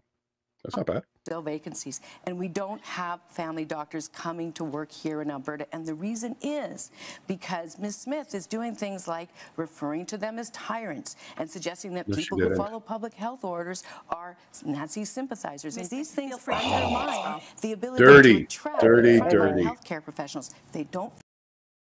To my Ontarians, that is a misquote completely. If you want to look into it, Danielle never said that, but she did refer to people that just follow blindly into what people say without using their own brains. And wise, and that is something back in World War II. And she was more talking about how people should be more wise to what's being said to them and not necessarily follow it. So gross that she goes and brings up that term during this, and I love Danielle's response to it. And they don't feel that this government is at all focused on science and having their back. Go ahead. Yeah. Our doctors, nurses, paramedics, and other health professionals are the heroes of our healthcare system. Everybody knows that. What I find so interesting is that Ms. Notley isn't running at all on her record from when she was premier, because she would have to admit that surgical wait times actually went up for 9 key surgeries. She'd have to admit that she didn't actually have the courage to take on the challenge of reforming healthcare. We're already making progress. Of course, there's much more to do, but I am confident that with a new mandate, we'll be able to continue making this progress. The next step, of course, is building out our primary care system, building out continuing care, and adding more home care so that people can age in place, and making sure that we've got that team practice so that anybody has access to health care when they need it. Ms. Notley, care to respond? Yes, well, I mean, I think the fundamental problem here is that Albertans are deeply concerned at the notion of a Danielle Smith-led government reforming healthcare in any way, shape, or form. No, we're not. She claims she's guaranteed that nobody will ever pay for a doctor, but, you know, Ms. Smith, I was with you in the legislature in 2014. You stood up and you guaranteed you would never cross the floor. 3 weeks later, you crossed the floor. Your understanding of the word guarantee is very different than that of most Albertans. And most people are deeply, deeply troubled at the prospect of you reforming healthcare based on your 15-year record of advocating to make people pay out of pocket. Okay, we are there out of time for this one issue, but we're going to move on. And economy, definitely something that many Albertans are concerned about as we head forward, given the historic reliance on the oil and gas sector for jobs and government revenue, the world beginning to shift away from petroleum products. Economy jobs are the key issue in this portion of the debate. With the first question, here is Courtney Theriault from City News. Now, both of you have made many promises in this election, committing to billions in new spending. With the price of oil sitting below budget projections at various times this year, and given that volatility, how will you pay for these commitments and stay on budget without steep cuts? That first question going to Ms. Smith. Well, I must say, I know Aaron in the intro talked about shifting away from petroleum products, and I would say that that is the Notley view of the world. That is certainly not my government's view of the world. We believe that we are going to reduce emissions, not that we are going to reduce oil and natural gas. We know that with all of the exciting things that are happening with carbon capture, utilization and storage and all the green technology, we can continue to have a robust, vibrant oil and natural gas sector for years to come. What we want to do is make sure that we're finding more opportunities for our products, having bitumen be used more for asphalt so it reduces the amount of emissions, having LNG export, which creates a brand new stream of income for us. We know that as long as we keep our energy industry strong, we're going to keep Alberta's economy strong. Ms. Notley won't do that. I will. Okay, we'll leave it there. Ms. Notley, your rebuttal. I agree with that completely. Well, you know, there was actually some elements of what Ms. Smith said that I actually agree with. You know, I want to create jobs producing energy. I want to create jobs upgrading our energy, and I want to create jobs reducing emissions. And reducing emissions is absolutely the focus. It's not about reducing production. It is about emissions. The difference is that Ms. Smith and her caucus have spent much of their career pitting emissions reduction efforts against economic growth. And when we do that, we fail on both. What we want to do is understand the economic opportunity that comes from investing in emissions reductions, attracting investment from other parts of the world, and growing jobs while ensuring greater markets for our oil and gas. All right, thank you, Ms. Notley. Let's go back to our free debate But no format specifics. right now. Again, This the economic investment from global question is to you. sources. Ms. Where's the Notley how? has so many anti-oil and gas candidates, I have lost count, including one who compared it to slavery. And I know he hasn't apologized yet, nor have you, or condemned his comments. What I would say is that when you take a position of increasing business taxes, you're creating a lot of uncertainty in our sector. We took the 12% tax that Ms. Notley had imposed, brought it down to 8%, and look what happened. Year over year, we ended up diversifying our economy, attracting more investment, creating more jobs. More people are coming into this province than ever before, and what a bonus. We now have more corporate income revenue than we have in our history, $6.4 billion. When you reduce taxes, you end up attracting jobs and investment and people. When you increase taxes, you chase it away. She wants to increase taxes again. We can't let her do that. Ms. Notley. Well, 2 points there. First of all, I find it deeply ironic that Ms. Smith is talking about uncertainty and its impact on attracting investment. This is a person who, well, started by bringing in the Sovereignty Act, an act that her former finance minister very clearly said was going to chase away investment because it undermined the rule of law. That, of course, was before she was found today to have broken the law in an For my Ontarians out there, the Sovereignty Act was just notice to the federal government that we're going to stick to Section 92 of the Constitution. There's absolutely nothing in there that doesn't already exist with the power of the province or the people. So for her to continue with that particular talking point that we're trying to ignore the federal law or anything like that, if you read the Sovereignty Act, we would ignore any unjust laws that they don't have the power for, or anything that they're pushing in that they don't have the right to do. We should be doing that as people as well. And I know Kevin and a whole bunch of other people that are around in this chat would agree completely. What she is trying to say is we're not kowtowing enough to the federal government. I was for it. I'm in a complete agreement. And I just find it ironic that Danielle just says that we've brought in like $6 billion worth of corporate investment. And then this one is saying, yeah, but because of the Sovereignty Act that you're trying to push, we're going to lose investment. No, but we just got some. Exactly. We just got a lot more increased since the Sovereignty Act was announced. And I believe businesses, because I'm a business person as well, wants this ability on a provincial level that can't be pushed around on a federal. Federally. Yeah, that's right. So that's absolutely. And I think Ontario will lose a lot of investment to Alberta because of this.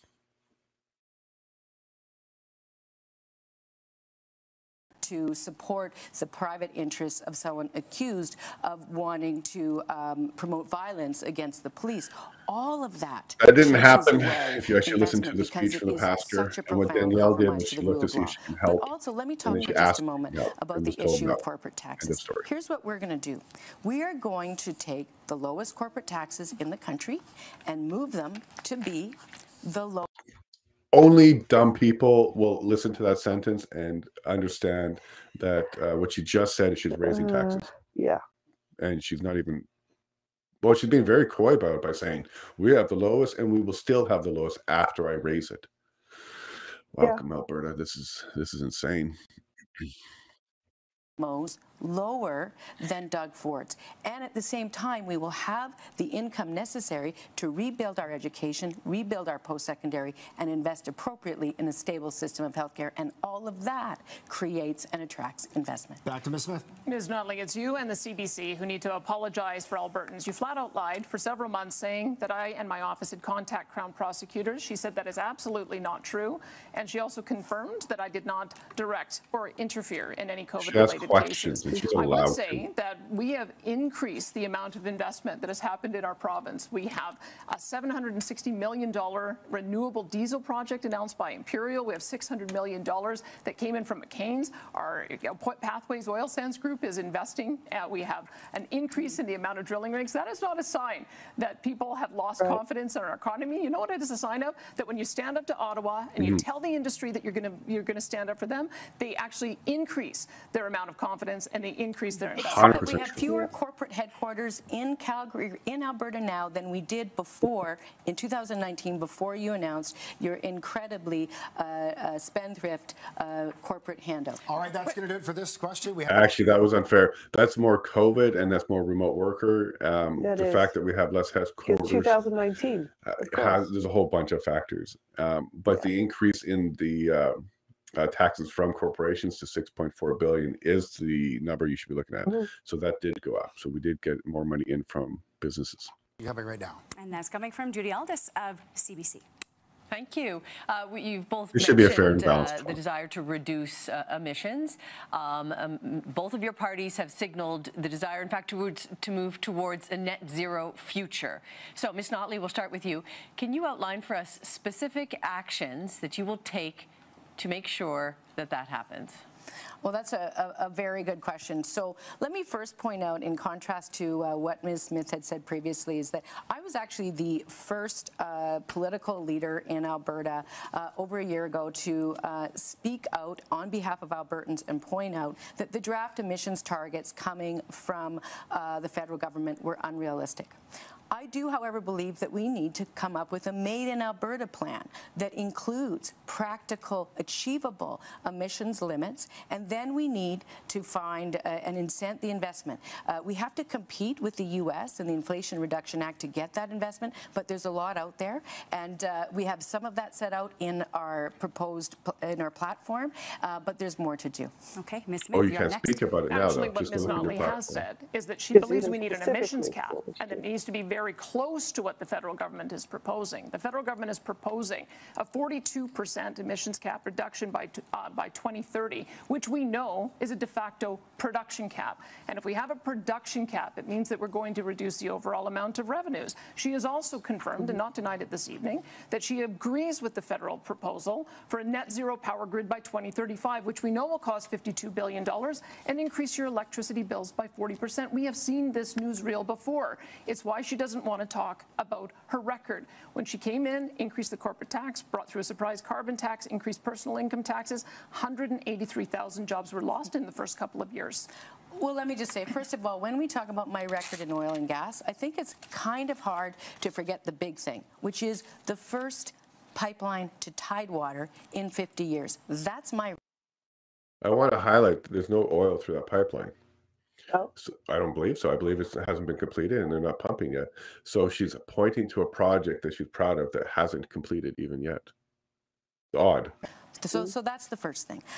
Secondly, your numbers around job losses. I think we need to kind of talk a little bit about that, Danielle. Many experts have reviewed that, and they've said they're absolutely ridiculous. In fact, at the end of our term, we had, after a very difficult recession, we came out about 45,000 jobs ahead. And if we were to use your means of coming up with that 180,000 number, the number of jobs lost under the UCP would be over 250,000.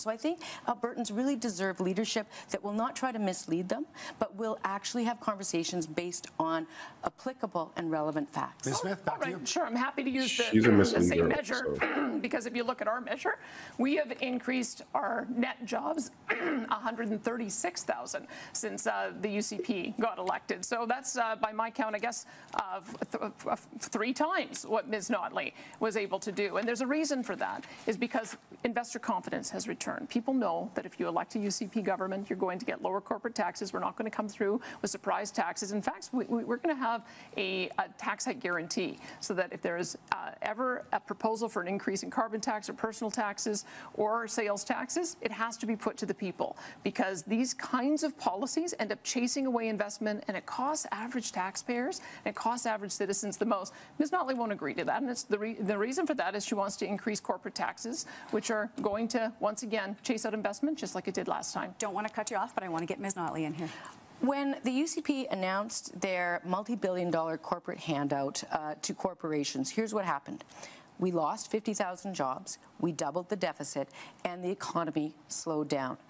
4 years later, we have fewer corporate headquarters than we started out with. So the fact of the matter is we have lower we will still, under our plan, have lower corporate taxes than Scott Moe, than Doug Ford. But what we'll also have is the money to invest in our education system, something that's been horrifically starved under the UCP. Restore funding to our post-secondary, a critical partner in economic growth and diversification. We're going to have to end this portion of the debate. All right, up next, our viewer and wildcard questions. We're going to shift gears a little bit. You're watching the Alberta Provincial Leaders Debate.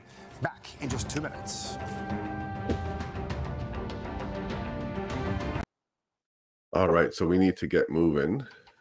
So we got 30 minutes here. And to get through 15 minutes of video. Segment 3. Let's do it. Let's do it, she says. And let me get chapter 3 up. There we go, Ellie. I'm sure you're impressed.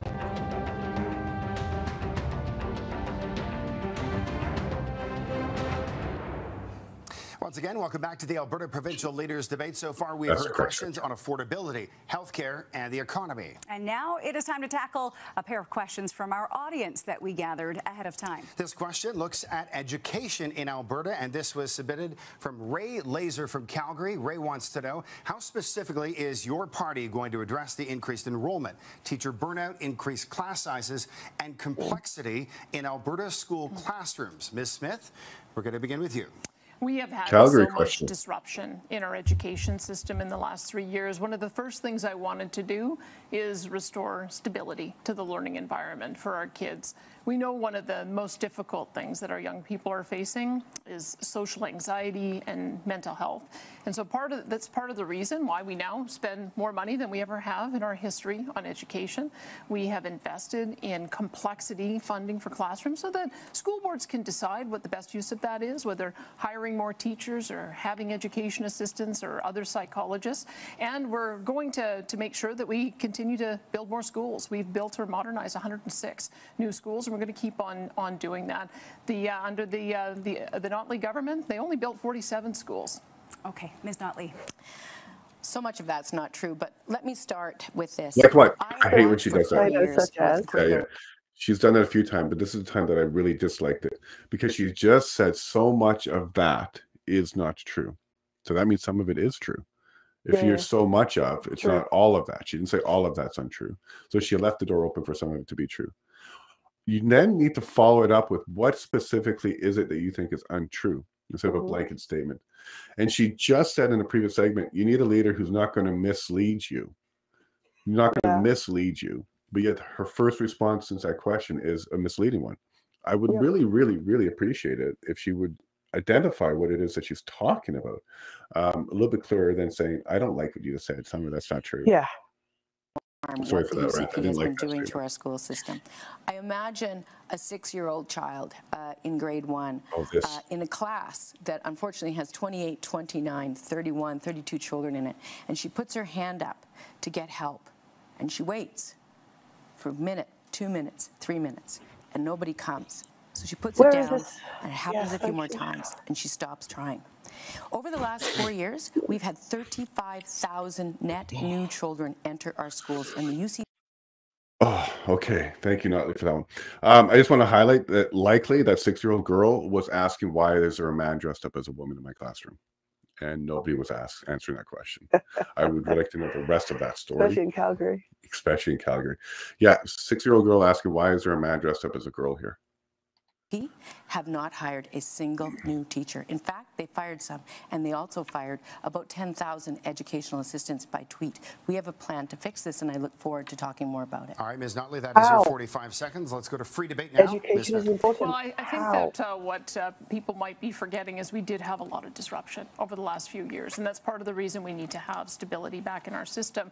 I don't think teachers forget, though, that under Ms. Notley, they got no wage increases, 0% year after year. year under a UCP government. We gave them a much-deserved 3.75% wage increase. And I think that that's what we're hearing from the front line. They want to be respected. They want to be supported with educational assistance. And they also want to have a little bit of stability so that they have time to deal with the very severe mental health crisis of our kids. Jump in there, please. Yeah, there have been profound funding cuts to our education system under the UCP. We now have the most crowded classrooms in the country. That was not the case when we left office, but it is. Okay, so most crowded classrooms in the country. That is the result of immigration, interprovincial moving, correct, and attraction to Alberta. Lots of people bringing their families to Alberta and bringing their children Yeah, there with wasn't them. just all of a sudden a giant baby boom, and all of a sudden now there's tons of more kids. You know, And even if there born. was a baby boom, that is still a positive growth for Alberta. So the fact that there's more children in the schools, even when we're building more schools, is a direct result of an increase in population. Those are positive. We're not driving people away. People are coming. So yes, you're going to start stretching your services when you have a population increase. Some of it's immigration based on the federal level as well. We've had several groups dropped into Edmonton and to Calgary, which would stretch any system. So what she's referring to here is growth, normal growth within a province that you do want, and then pointing to that as a problem with the system. Well, the system's being strained. Yeah, not to say that we still need to improve upon, but don't just dismiss the fact that why is there all of a sudden a lot more children in schools? And yes, the positive flip side of it is that there are more people who've come in. There's probably more, especially if they are immigrants. A good chunk of them may even be coming to create businesses. So because that's part of the immigration system in Canada, you don't just, not everyone's a refugee. We came here to Canada as part of our terms and conditions to become Canadian was to start a business. And that's what we did. So there are many other immigrants who've come to Canada, come to provinces to start a business because it's part of their terms and conditions to become Canadian. Well, I also think we've had more than our share of refugees replanted here. And that's a different class, which we need to support. It's not a self-supporting class, so we need to support it. And Clay is right. Open border policy is not doing any favors, and he used a Canadian spelling, which is great. Healthcare and housing. Absolutely. Every service, public service, would be impacted through an increase in population. One thing I don't hear either one of these talking about, which is dear to us, is homeschooling. One way to reduce the size of classrooms is to encourage homeschooling, to provide more tools for homeschooling. And there's tools. They even increased funding. So coming this upcoming school year in September, there's now funding for kindergarten. Oh, so cool. There was funding for elementary and up. It's $850 per year. If you are aligned with the school board, you still homeschool, you can still unschool, but if you're connected with the school board, funding given to you to reimburse you for some of your child's activities and materials and lessons. And they've now expanded that to $450, I believe, for kindergarten. Yeah, because that would be a good way to tackle the overcrowded classroom issue. Certainly. You would have more kids working at home. They'd be in homeschooling. Yeah, we have a great relationship with our school board, and yes, they are based out of Calgary. I was very impressed with the homeschooling support of Alberta. Yeah. There was some in Ontario, don't get me wrong, but the fact that there is funding for it, there are homeschooling groups across the province. There are homeschooling groups are recognized by a lot of the places that you go to with regards to you get a discount because you're part of a homeschooling group. Like it's very, very encouraging and very supportive in Alberta. Yeah, I would like to see Danielle and UPC talk more about homeschooling as an option and encourage people to look into that. Yeah. It is a sacrifice with regards to a parent to do that. But if it can be done, it's just highly recommended. Highly recommended. case now. They, as I said, fired 10,000 educational assistants by tweet on a weekend. They also, in order to cut their budget, they did it on the backs of vulnerable children with disabilities ages 3 to 6 by cutting hundreds of millions of dollars from PUF funding. Yeah, Alan, and this is a good one. And I would really, really like to see Alberta put a moratorium on MAID. I would really, really love Danielle to come out and say, look, if you need to do that, go to Ontario. Because then you'd be right, Ellen. A lot of refugees within Canada would be leaving MAID's supported provinces and coming to Alberta. This one bugs me on a personal level. So many things wrong with it. Yeah. Through the cracks. I've been to schools where teachers and EAs are crying about what they can't get a handle on. So the stress wasn't. Maybe they're crying because you're there. If people are crying wherever you go, maybe it's because of you. Just put it out there. The stress is this government.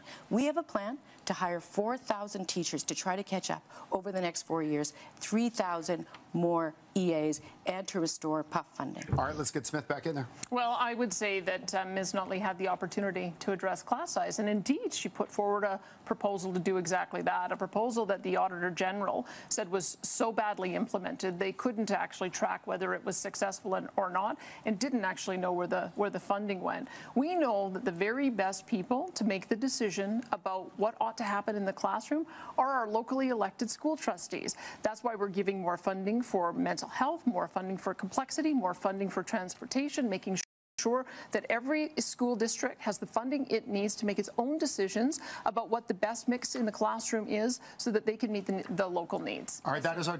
She should announce a mental health funding program for political candidates from the other side so they can get the help they need quicker. They should not wait in line. I think it's time. I think it's time we take that seriously. Political mental health is very important. For that, unfortunately, we have to get to our next viewer question, and here it is. And this question comes from Alex Hamilton from Edmonton. Okay, as a commentator, as a moderator, you never start your sentence with, unfortunately, we have to get to another viewer's comment. Are you trying to say the comment is annoying you and you don't like it? Just be more aware of how you're moderating. The choice of words are important. Thank you very much. Unfortunately, we have to end that segment. Now we can go to another comment. Please tell us one specific policy your opponent has put forward that you agree with and why. Ms. Notley. These are always fun. You know, it's a really good question, and I will say this, and I've said it before. It's actually two. I'm going to go with two. So, you know, very early on in the UCP mandate, it was under the former Premier Jason Kenney, they introduced the Alberta Indigenous Opportunities Corporation as a means to expand Indigenous participation in our economy. We like it. We're going to expand it, and we're going to expand the number of opportunities that would qualify for that kind of support with Indigenous communities across the province. Another one was they expanded funding of the film and TV tax credit, and that was a good idea. It's brought more excitement into our industry. We will absolutely maintain that, and we look forward to it. All right, thanks very much, Ms. Notley. Ms. Smith, once again, specific policies that you agree with for the NDP. I'm very proud of both of the initiatives that Ms. Notley mentioned. The Indigenous Opportunities Corporation has been so successful, I think, in addressing true economic reconciliation. And the film and TV tax credit brought The Last of Us here, which I think all of us feel pretty excited when we watch that on the big screen. What I think Ms. Notley and I would agree with is that we know that there are a number of doctors who are now wanting to specialize, and I completely understand. A lot of time goes into becoming a doctor, and so we're seeing fewer doctors go into family medicine. And so I think we would both agree that we need to move towards team practice, that we need to make sure that we've got team practices for family doctors to work with nurse practitioners, LPNs, and other health professionals to ensure everybody gets the health care they need without having to pay for it. Okay, thank you both. It doesn't really lend itself. Okay, you know she never did come up with a policy that she can tote. Maybe it's because there isn't one. We both agree on team practice. Well, Notley came up with two, so I guess we're good. Too much free debate, that question, but we're glad that we got that one in that because we really like that one. So let's head to our next question. And this is a wild card question on a theme that's outside of our main topics. Here's Lisa Johnson from Post Media. Thank you. This election may be decided by who Albertans trust more. Ms. Notley, based on the NDP's fiscal record in government, there are some people who don't trust you to manage Alberta's finances. Some. And Ms. Smith, you were found today to have broken conflict of interest rules. Why should Albertans trust you? Ms. Smith, this question goes to you first. Well, first, what I would say is that when Ms. Notley campaigned last time around, she didn't tell anybody she was going to increase the carbon tax. She brought in a business tax, and she also ended up running up more debt than we've seen of any premier in our province's history. And the results speak for themselves. We saw 183,000 jobs lost in the first couple of years. We had a number of people moving out. We had 13 quarters of people leaving this province. In fact, the energy minister at the time said, well, if you can't find a job in Alberta, go work in BC for a while. That kind of defeatist attitude is not what Alberta is all about. Alberta is back on track. We have more people coming in here than ever before. Our Alberta is Calling campaign is working. We've got more diversification and business investment. We've got to keep that going. All right. Thank you, Ms. Smith. Ms. Notley, the floor is yours. First of all, let me say, I guess there's two things. First of all, I was very pleased to roll out a pretty well thought out costing document for our platform. And that document ensures that over 3 years, we would maintain a cumulative surplus of $3.6 billion. That is in contrast to what the UCP hurriedly rushed out today, which would actually very possibly go into deficit in the third year and is considerably smaller surplus than what we're proposing. And so that calls into question many of the items that they're proposing to Albertans. The other thing I would say, I've been in office since 2008. I have never actually breached the conflict of interest legislation. Ms. Smith cannot say the same. Well, I guess you did have an MLA who hacked our healthcare system. I can tell you. Do you that really in want a to talk about confidential in our MLAs? Well, like seriously, I do not think you're going to win that. Sorry, I'm going to stand up for that MLA on this one because the word hack is being used liberally by Danielle there. I actually know this story. So what he did was there's a website that was poorly designed, poorly developed, where you were able to just change some numbers and then pull up someone else's record. I think it was a health website is what he was doing this on. What he did do that was wrong was he wrote a script to go ahead and pull as much information out as he could. What you're supposed to do when you identify a vulnerability on a security level for technology is report it, not leverage it. Now, calling it a hack is a stretch on the word hack. In normal discourse, not discourse, but normal conversation, people will think the word hack means they went in there and maliciously went around security and did things to break in. He didn't do that. He didn't do that at all. He just leveraged vulnerability in the development of the website, which itself was lacking in security. So I'm just going to stand up there because I do know that he didn't hack, and he also didn't compromise anybody's information because he didn't share it. But what he did do that he shouldn't have done was he leveraged the vulnerability to try and make a point in some way, shape, or form. So you know,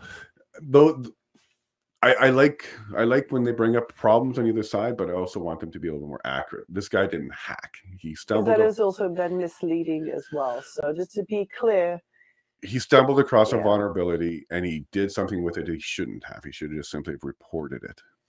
End of story. He wasn't found guilty of any crimes. Okay, he wasn't actually found guilty of a crime. And at the end of the day, I don't have a problem with that. If you find security issues, well, don't leverage them. That's right. Highlight it. Make that the story. As opposed to, you know, this. Yeah. But it really got Notley excited there, right? She was on that.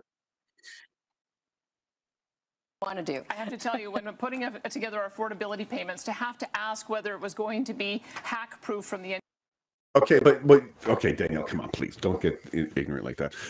To call it hack proof from the NDP, you just need to do better security. Okay, it wasn't hacked; there was a vulnerability, bad programming, and if you need help there, Danielle, call me. will also say is that when she came out with her costing document, it was almost immediately discredited because Todd Hirsch said he hadn't done the analysis on what kind of impact it would have on chasing away investment. Others did. Trevor Toome did. Jack Mintz did. There are several business reporters who did. The Alberta Chamber of Commerce did. And what they have said is that would create instability. And the instability would chase additional investment out. It would chase jobs out. And we would go back and have a rerun of what we did in the period of time that Ms. Notley doesn't want to talk about, which was when she was Premier. All right, Ms. Notley obviously has thoughts on this. Back to you. I do, yes. I mean, obviously, the fact of the matter is that many of those people backpedaled on some of that. The credit union has actually said there's not a problem with the increase of the corporate income. Hold on. I thought backpedaling and changing your mind was the biggest thing you can do. So now she's now saying you can back and change your mind as long as you are using her talking points, I guess. Yes. Okay. I'm so confused. Tax to being the lowest corporate income tax in the country. And indeed, it seems to work okay in Ontario because heaven knows they are attracting far more venture capital and business than we are in Alberta under the UCP. But I do want to go back to this issue of have a the larger conflict market of interest legislation. This is a fundamentally important issue. Ms. Smith, you were found to have broken the law in order to interfere with the system of justice to assist with somebody who had been charged with attempting to get people to commit violence against police officers. We're going to let you so get a word in talk here, about Ms. Smith. instability. I just want to be clear on that. What Notley is saying here is people shouldn't have due process. Just because you're charged and accused, you must be guilty and you have no right to have any due process. What Danielle did was she asked what can be done. She didn't order because she can't, and she didn't imply that they need to do something. She asked what can be done because she didn't believe the charges were good. Yeah, she did agree. Yeah, and just like many of us, we didn't agree that a pastor to be charged for a speech which didn't result in anything. Yeah, I know. So look, you're allowed to. I understand when people think that premiers can't inquire from their attorney general anything. You can't order, but you can certainly. And I think it was one of the arguments is that it was numerous phone calls, but again, I think it was to follow up and just find out how it was going. Sure. And again, I don't understand why anybody's trying to make a big deal out of the ability of the premier to inquire into anything. That's their job. It's their job. And if they receive responsible to do anything, we have to go through court. Well, then she just learned. She learned what the procedure is. I don't understand why that's a problem. And if that's her only hiccup, put her in for a lot more terms, guys, because if calling and inquiring whether or not something is just is a fault and the only fault, she's my type of person. I'm fine with that. That does not engender trust. That, more than that, Ms. Smith, it engenders fear on the part of Albertans. Ms. Notley, the NDP, and the CBC lied for months, saying that I was calling Crown prosecutors and my staff were calling Crown prosecutors, and it wasn't true. And that is what the Ethics Commissioner found. Look, I'm a non-lawyer, and I know that I need to be able to talk to my Justice Minister. I'm looking forward to advice on how to be able to do that more constructively in the future. I think that's important for us to be able to get those kind of rules set out. But I will say, we continue to have this issue. I am running on my record. Ms. Notley is running away from hers, and there is a reason for that. The Global Petroleum Survey is one of the surveys that looks at what our business environment looks like. When she got elected in 2015, we were number 3 in the world. By 2018, we were number 43 in the world. This is the reason she doesn't want to talk about her record. Forgive us, we are running out of time. We're almost at the end of the debate, so we do have to move on. We do. We have one final wild card question, and here is CDTV's Courtney Theriault. Well, thanks again. Both parties have insisted they would increase the number of police officers in major centers. But on the surface, that would only allow them to better respond to crimes as they're committed. So in terms of creating safer communities, beyond boots on the ground, what distinguishes your approach from your opponents? And we'll go to Ms. Sorry, I just want to highlight, you just heard media use the term boots on the ground. Same term that we heard during the convoy, and what it means is authoritative response. It scares me when I hear my own media using marks terms like that. As well. Yeah. Guys, boots. Come on. I was pleased to see that Ms. Smith made the announcement to restore the funding to police officers that the UCP cut at the beginning of their term by hiring the extra 150 officers. We matched that, and then we also went further and said we would also hire 150 more social workers, mental health therapists, those kinds of folks. We would to help with social disorder on our streets, because we know that's worrisome to people, very worrisome. We also, however, have committed to restoring funding for affordable housing. Under the UCP, we've lost 8,000 affordable housing units, and a further 4,000 people were cut off of shelter allowances. And that level of homelessness has created a real crisis, contributing to the concerns around community safety. All right, Ms. Smith, your time. Well, first off, we wouldn't defund the police. Again, Ms. Notley has so many defund the police candidates on her platform, on her candidate roster. I've lost count of them as well. The frontline services are demoralized, and we are giving courage and confidence back to our frontline officers. We've embedded sheriffs in both Calgary and Edmonton. We're adding 100 police officers in both Calgary and Edmonton, because we believe that people have a right to take public transit and feel safe. They have a right to go downtown and be able to have a nice dinner or see a game and not worry that they're going to be randomly attacked. And they certainly have a right to walk past an open doorway without having to inhale secondhand crystal meth smoke. We have an approach that is going to make sure that we crack down on public safety and crime and make sure that people feel safe again. All right, thank you, Ms. Smith. We've got Okay, so I didn't like either answer on that one. We need Alberta police. Yeah, and quite honestly, I care about rural policing. Yeah, well, both of them were highlighting the cities for sure. But that is also because that's where it is. That's where the crime is. That's where this insane crime is. Yes, the random stuff. Agreed. For rural people in rural communities, we just want a quicker response time, I believe. That'd be a key thing. I think, yeah, for us, one challenge we had is we had someone steal from us. They came onto our property, stole things, several pieces of property, fuel, all those things were taken. We know who it was, and they actually admitted to it. They said, yeah, I did do that. When we brought it forward to the police, because it was under $5,000 and nothing had a serial number, and this is what the RCMP told me right to my face, they're not going to do anything about it. Even though the officer contacted this individual and did speak to them and did have an admission that, yes, they do have our property, the police did nothing, So I want Alberta police. I want people who live here running the police. I want people who live here working in the police force. With RC, that's not what we get. We get people from all over Canada that are stationed here. So we don't have a community connection to our police force. And I don't think in our case that it should have just been dropped like that. You need both. Right. So we need Alberta Police Force or the APP or whatever we end up calling I'd be a proponent for that for sure. And encouraging people to join it. That we have RCMP, and nothing wrong with the RCMP. Thank you very much. Yeah, you were just saying that so they don't come showing up at our door. But I was surprised. I think it's something I just took for granted coming from Ontario, that Alberta has police force. Right. Outside of the cities. No, there's only, I think, 5 or 4. So Ontario, Quebec, I believe New Brunswick, and then the Chinese police force. So there's at least 4. But what I didn't like that they didn't talk on either one of them. The police question came up and they didn't. Tim is here. Oh, is that what that beep in my ear was? Yeah. Hi, Tim. Hello. Your audio is awesome. We're just finishing up the end of the debate. You want to stick around for that last part?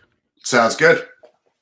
Awesome. Thank you for coming, everybody. This is Tim Moen. And Tim. As a firefighter, he was the leader of the Libertarian Party, and we have lots to talk about. Oh, wonderful. Hello. Yeah. Thanks for joining us, Tim. Thank you for having me. Just the last 5 minutes here. Sounds good. About 90 seconds for this free debate. Ms. Notley. Well, I need to start by saying when it comes to defunding the police, the UCP actually defunded the police. The money that they used to hire the 150 is a restoration of the money they cut in 2019. And that's on top of additional police grants that they cut from municipal governments right when they first got elected. So actual defunding of the police is something that I think they should take a responsibility for. You know, one thing I'm so proud about with our UCP record is it's what's being known as the Alberta model for a recovery-oriented system of care. Because we know policing is only one side of the story. The other is getting people the help that they need. And my chief of staff is one of the foremost experts on the recovery-oriented system of care. We got rid of the $40 per day user fee that Ms. Notley charged. We've added 10,000 treatment beds. We're building recovery communities, some in conjunction with First Nations partners, and we are going to make sure that every single person who wants addiction treatment has access to a treatment bed. Those two things have to go together. Quickly, Ms. Notley, you've got 20 seconds to rebut.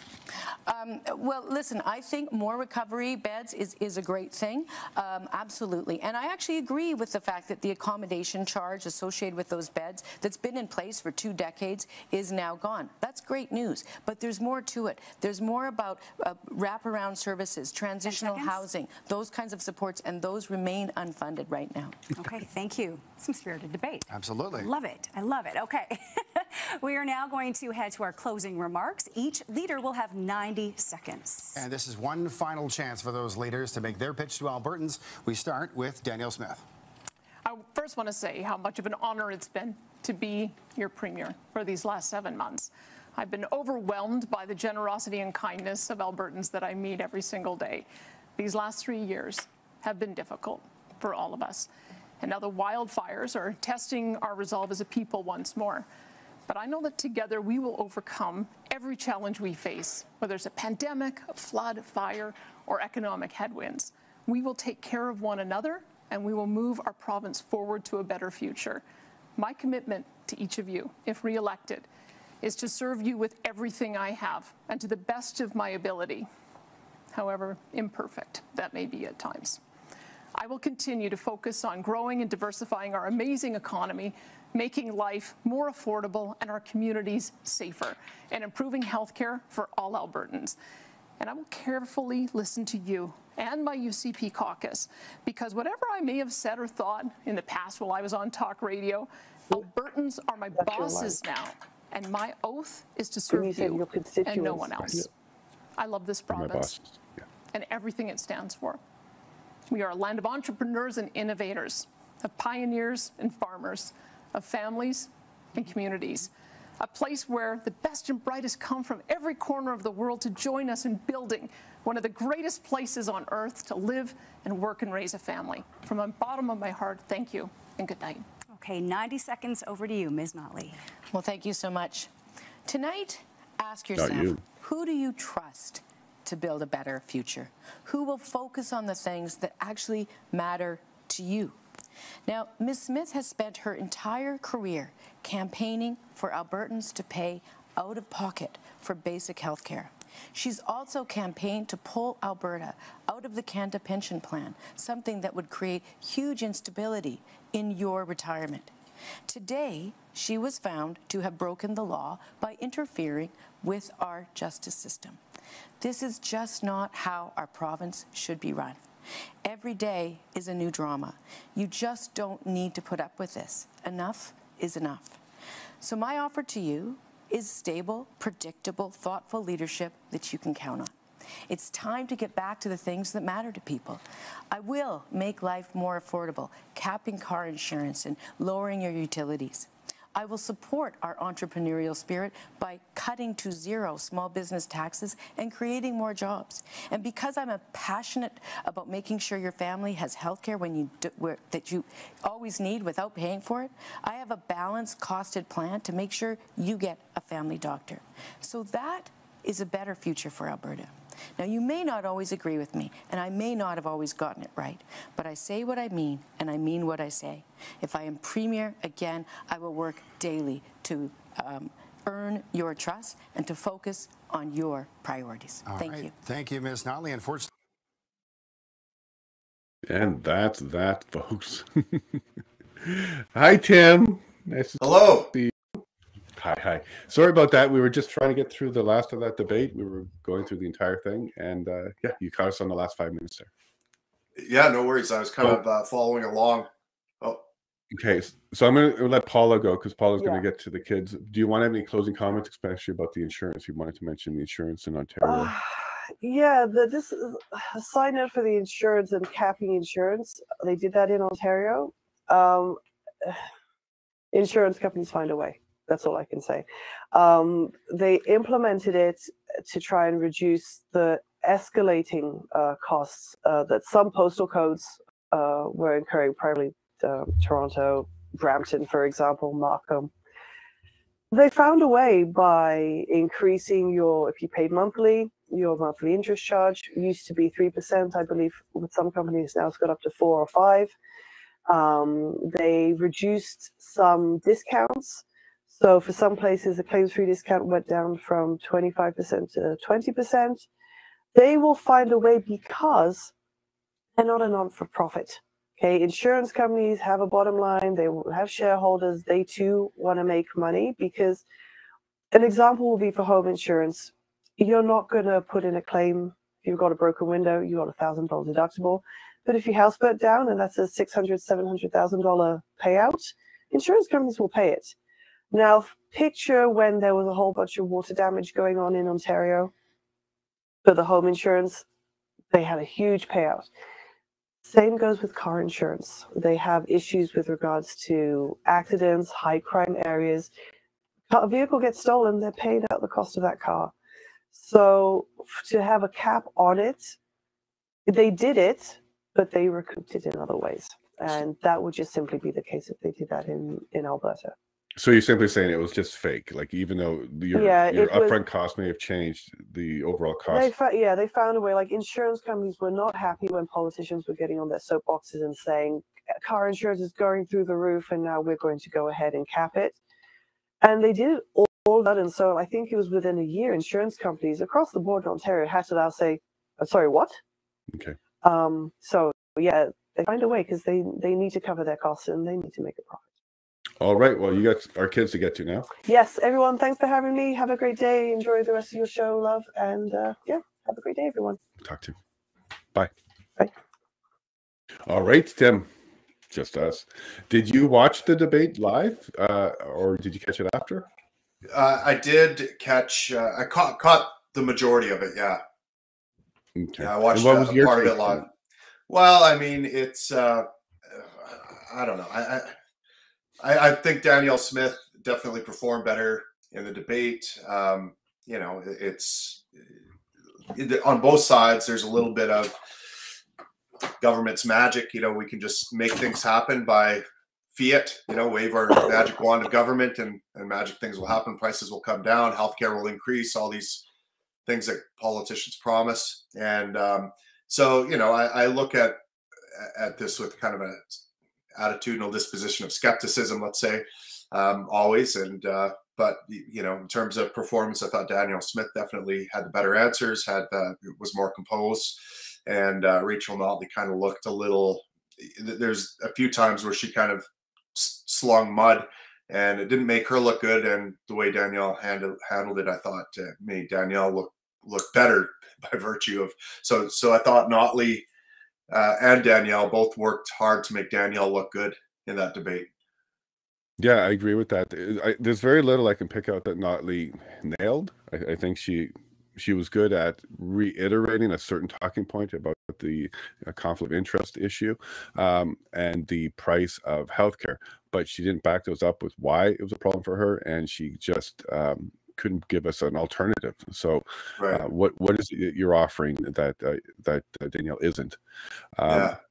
And I will say this: I turned into the debate when it was originally aired, right when she was talking about ambulance services, which I'm a paramedic, and you know, Danielle definitely resonated with me, and she hit the nail on the head. I mean, one of the reasons the person I have to thank for being here with you today is Danielle Smith. I just came off a night shift on an ambulance, and it was her reforms that have made it so I'm not, you know, in my bed, an absolute pile of garbage right now, because I work right now I'm stationed in a rural area. Typically, before Danielle Smith became premier, I would have been sucked into Edmonton and doing calls in the metro region all night. And, you know, instead I got to sit in my community and serve my community, do a couple calls, but not get sucked into the end. So I'm here because of Danielle Smith's reforms, and you know that they're working. They're making things marginally better in EMS. It's a very tangible thing. Things are much better at work since she was elected. That's just a fact. You know, so. And so right off the bat, she's only been here for a few months. So she did talk to paramedics. She did listen to you, and she has already implemented some changes.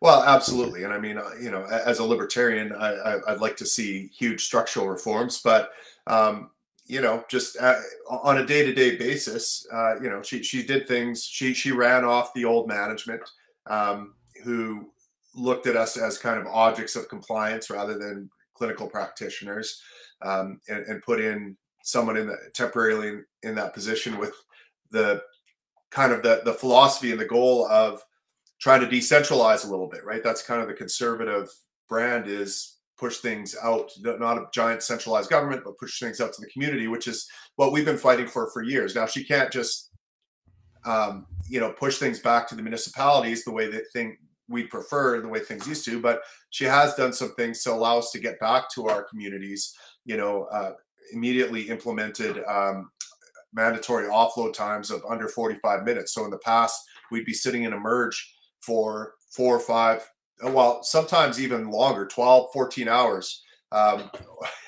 And we're not in our communities. And that has a ripple effect. So if Edmonton Metro trucks are sitting in a merge for hours and hours, that means surrounding communities are getting sucked into Edmonton and doing calls in Edmonton, which means they're not seeing their communities for hours and hours. So it just has a domino effect. So that reform of mandatory offload, and they actually hired EMS nurses in the hospitals to manage those offloads and to get them done. Why hasn't that been done before? Because that's working.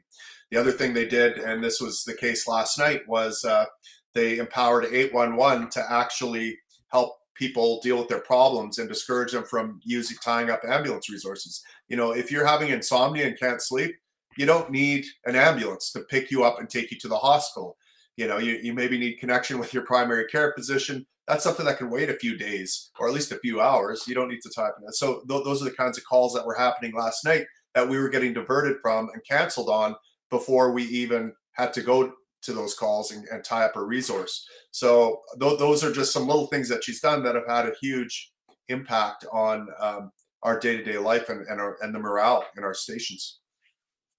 Wonderful. And how about under Notley? So you were a paramedic under Notley. Did you see these kind of improvements happening as well? Not this specific one, because this was still an issue then, but other ones? No, well, I mean, we saw pilots and trials, right? So that we would complain about ambulance wait times. That's an ongoing issue, and something would be implemented and it would last for a month and then it would be kiboshed. So things would get better for a month, and then for some reason they'd be kiboshed and go back. And I think what part of the problem is just a fundamental difference in philosophy, right? Like on the left, the NDP tend to trust experts and trust the quote unquote science, and kind of listen to the biggest brains in the room, who are your managers and bureaucrats who have a vested interest in having their pet project rolled out. Whereas Danielle Smith and the Conservatives tend to listen to the grassroots a little bit more. They tend to listen to the man on the street, the guy actually doing the job, to hear what kind of obstacles they're running up against and remove those obstacles.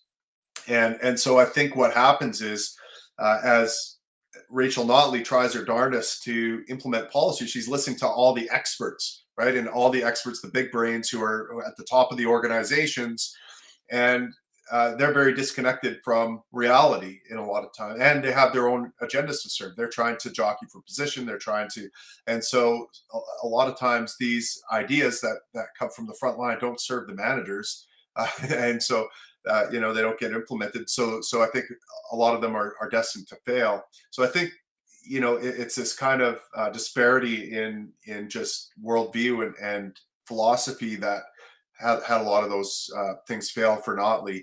And I mean, even I'll give you another example. The former health minister, I think it was Sarah Hoffman, the NDP health minister, ran into one of our executives from our county, that one of my bosses, at some kind of event, and asked our city manager or deputy city manager what we thought about if he'd ever heard of community paramedicine, because that's something the NDP supports. Well, community paramedicine is this idea that community paramedics, instead of constantly just picking up people and hauling them to the hospital, they would deal with urgent care matters in homes. So you can imagine an elderly person with mobility issues who can't get to their primary care physician develops a cough, and this person maybe has COPD or CHF, and that cough, we know in a week or two, is going to develop into a life-threatening pneumonia, and so it needs to be dealt with urgently. It's not an emergency. She doesn't need to go to the emergency department, but probably needs some antibiotics and some follow-up care and some diagnostics. Well, that's something that can be provided in home and that a paramedic could do. And so community paramedicine is this is the direction that EMS is heading, because we're noticing that a lot of our calls we deal with aren't emergencies. They're actually just urgent care calls that are better dealt with in home, provided there's the proper support, rather than taking them to a hospital where they're going to, languish. So this was a great idea. So I was actually put into the role of project manager to get this community paramedic program off the ground in our county, because the NDP thought it was a great idea. But that great idea conflicted with the fact that AHS, the bureaucracy, the elites, the experts, didn't like that. They didn't want they don't want the county running their own community paramedic program. That's a healthcare issue, and that's a provincial issue, and that's something only the big heads in Edmonton at the top of the AHS hierarchy ought to be in control of and managing. And so it ended up failing. Now, I suspect things would have been different had Danielle Smith been in there and really, provided a way for us for the county to manage this program itself. And so, again, it's all like, what would I say? The intentions, right?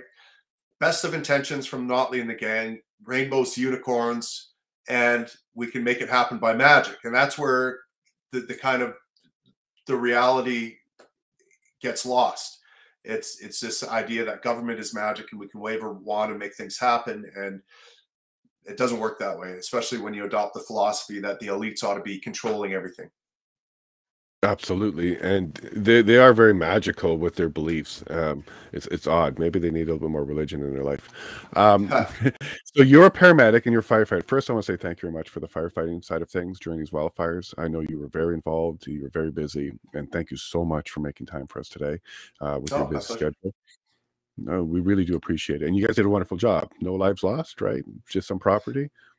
No, yeah, and I mean, I've been dealing with wildfires in my own county, east of Edmonton, Strathcona County, and yeah, our guys saved. I mean, there was about 6 really close calls where we were able to, thanks to quick action, and we were able to save houses, and yeah, definitely no property was lost in our county except maybe a few like outbuildings.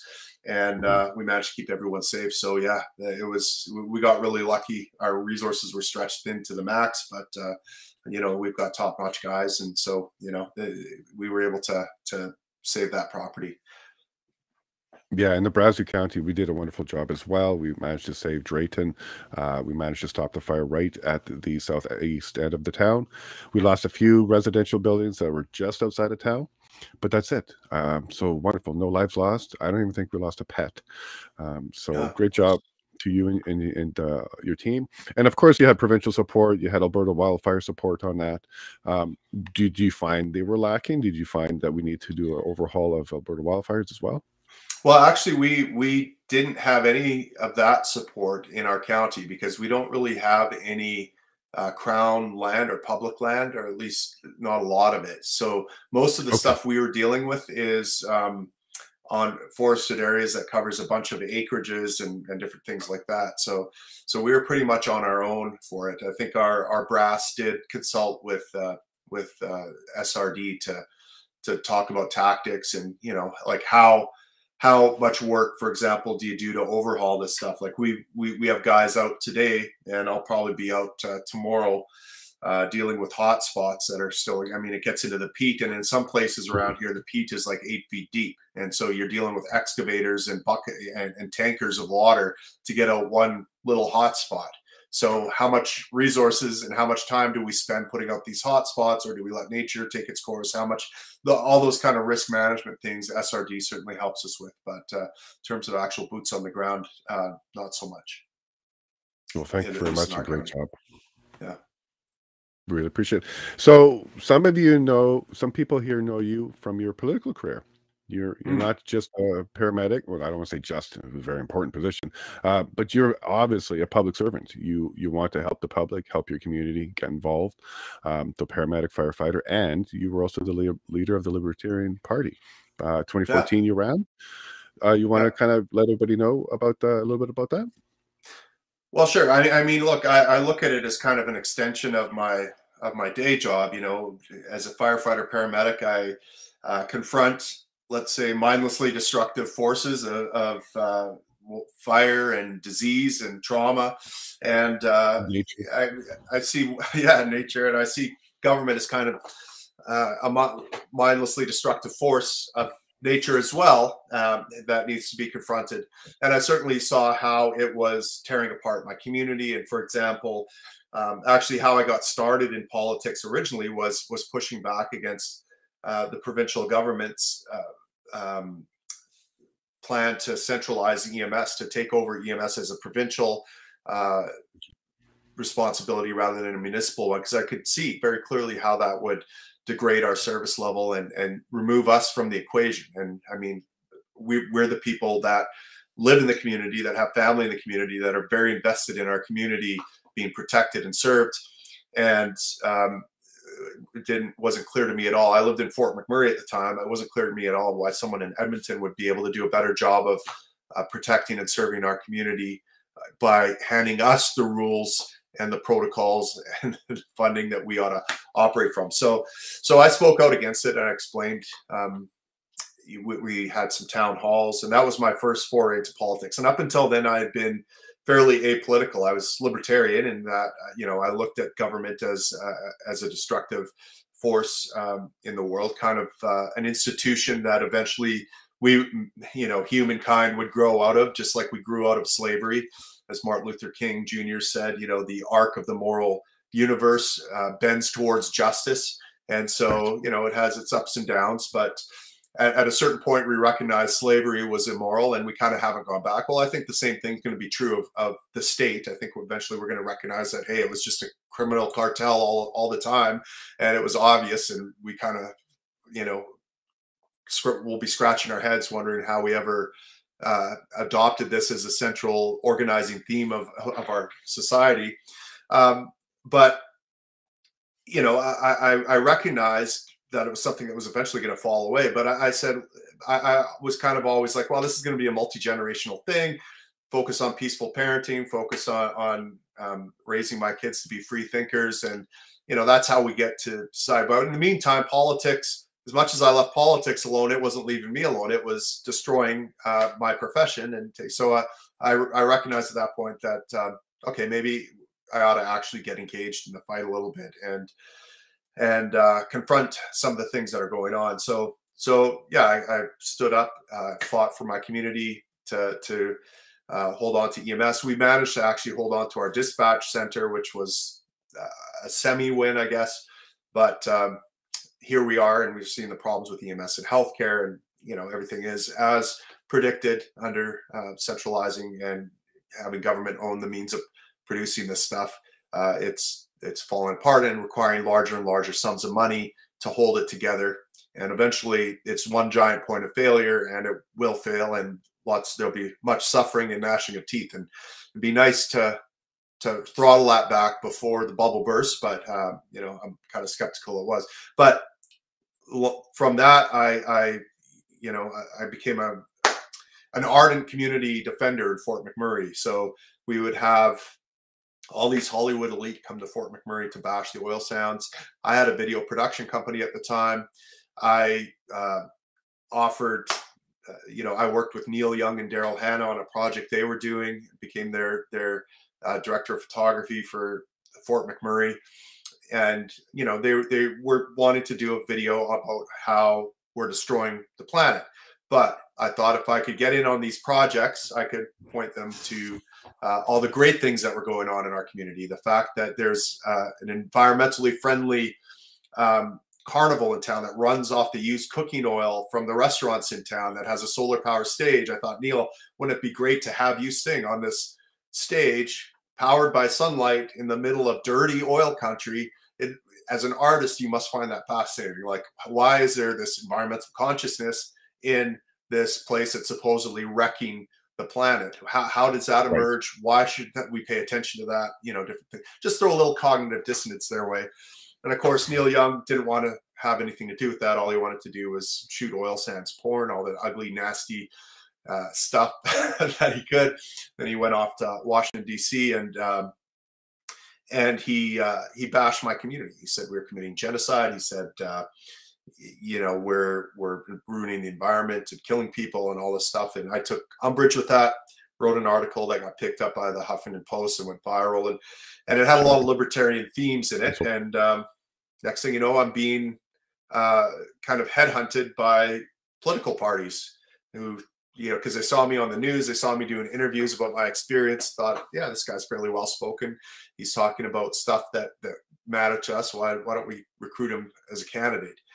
And I said no. I said absolutely not. I'll refer you to some of this article I wrote before about why I think voting might be actually immoral. You know, it's kind of like encouraging them or something like that, or lending. You know, I kind of look at democracy as a criminal conspiracy. You know, if you or I were to engage in democracy in our neighborhood, for example, well, we'd be voting to elect me to rob the neighbors and distribute money to my cronies, right? And that strikes me as criminal conspiracy. If you or I, as private members of the public, were to engage in democracy outside of the government, we would be arrested for criminal conspiracy. Well, I didn't see why that would change just because I'm voting for a criminal cartel that everyone views as legitimate. But anyways, they convinced me that, look, your voice is missing from that stage. You're not going to win, obviously. You're not, you know, but and you're not voting. You're not encouraging criminality. What you're pushing back against it. Why not stand on that stage, deliver a message, an unpopular message that people need to hear, and shift culture? I mean, one of my heroes was Ron Paul, from the U.S. congressman, and you know, he wasn't a hero because he was a congressman and he was able to pull some legislative levers and make people free. He was a hero because he stood on a stage and bravely said unpopular things, and he shifted culture, and he created a market demand for smaller government. And so once I recognized that, I'm like, okay, I'm in. I'll run. I have a year and a half to figure it out, but I didn't have a year and a half because my member of parliament, Brian Jean, resigned 2 days after I made that commitment, and I was thrown into a by-election. I had no idea what I was doing. I you know, assembled a team, and we started producing memes. And the meme that really got me some traction was, I want gay married couples to be able to protect their marijuana plants with guns. And that slogan got me on Fox News and CNN. This Hour's 22 Minutes made fun of me. And so next thing you know, I'm getting all this attention, and our party happened to have a convention about right during that time. And I was nominated and elected handily leader of the party. So it was a very fast, no, there's absolutely no way I'll go into this, to all of a sudden running for prime minister. It was a few short months. And so it was kind of a surreal ride. And then I was leader of the party for about 7 years. I think I stepped down in 2020 or something like that. So, or 2019. It was 2019. It was before the pandemic hit. So, yeah. And this is one of your quotes: "Government is a mindlessly destructive force of nature that needs to be confronted." You still feel that way? Yeah, absolutely do feel that way. Yeah, I do. Yeah, I mean, it's what's that? It didn't get any better since this quote?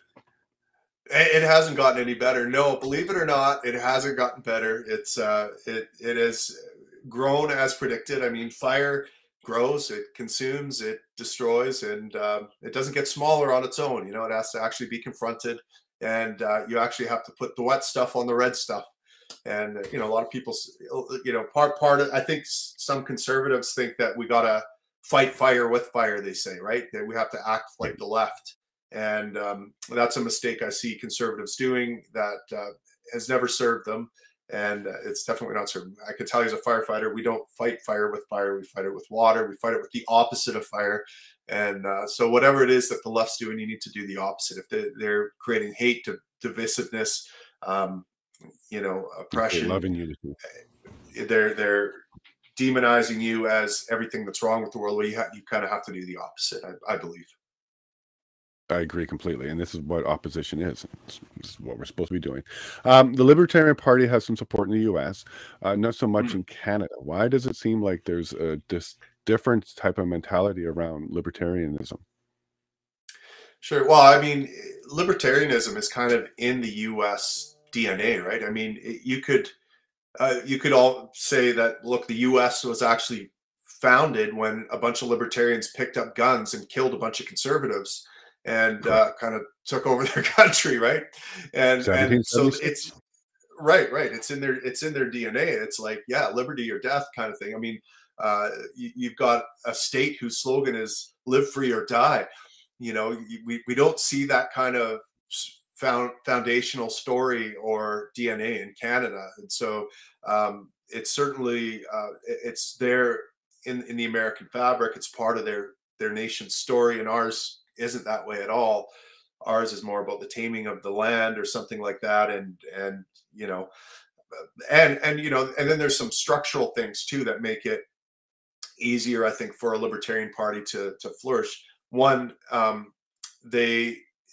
you know, a guy like Ron Paul can stand, who ran for the Libertarian Party initially, and then he eventually ran for the Republican Party and got elected as congressman.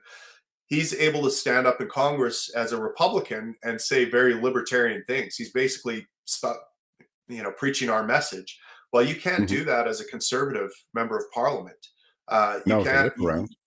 No, well, even just how the parties are structured, right? Because even myself, and this is one of the things that always bothered me as party leader, one of the requirements for you to be a candidate in my party is, and this is an Election Canada requirement, is that the leader or a designate of the leader signs off on you. So I have to approve of you before you can run for my party. So this engenders loyalty to the leader rather than loyalty to your constituents or to some ideas or something like that. And so in Canada, yeah, you like to be in caucus, let's say, or part of the gang requires the tacit support of the leader. And if I don't want to give you my support because I don't really like you, and I think you've been saying some bad things about me, or even you've been saying some things that don't go along with my agenda, well, I'm going to use that mechanism of control to keep my people in line. And we saw this, for example, in the Conservative Party with, I don't know if you remember Brent Rathgaber, who's a Conservative member of Parliament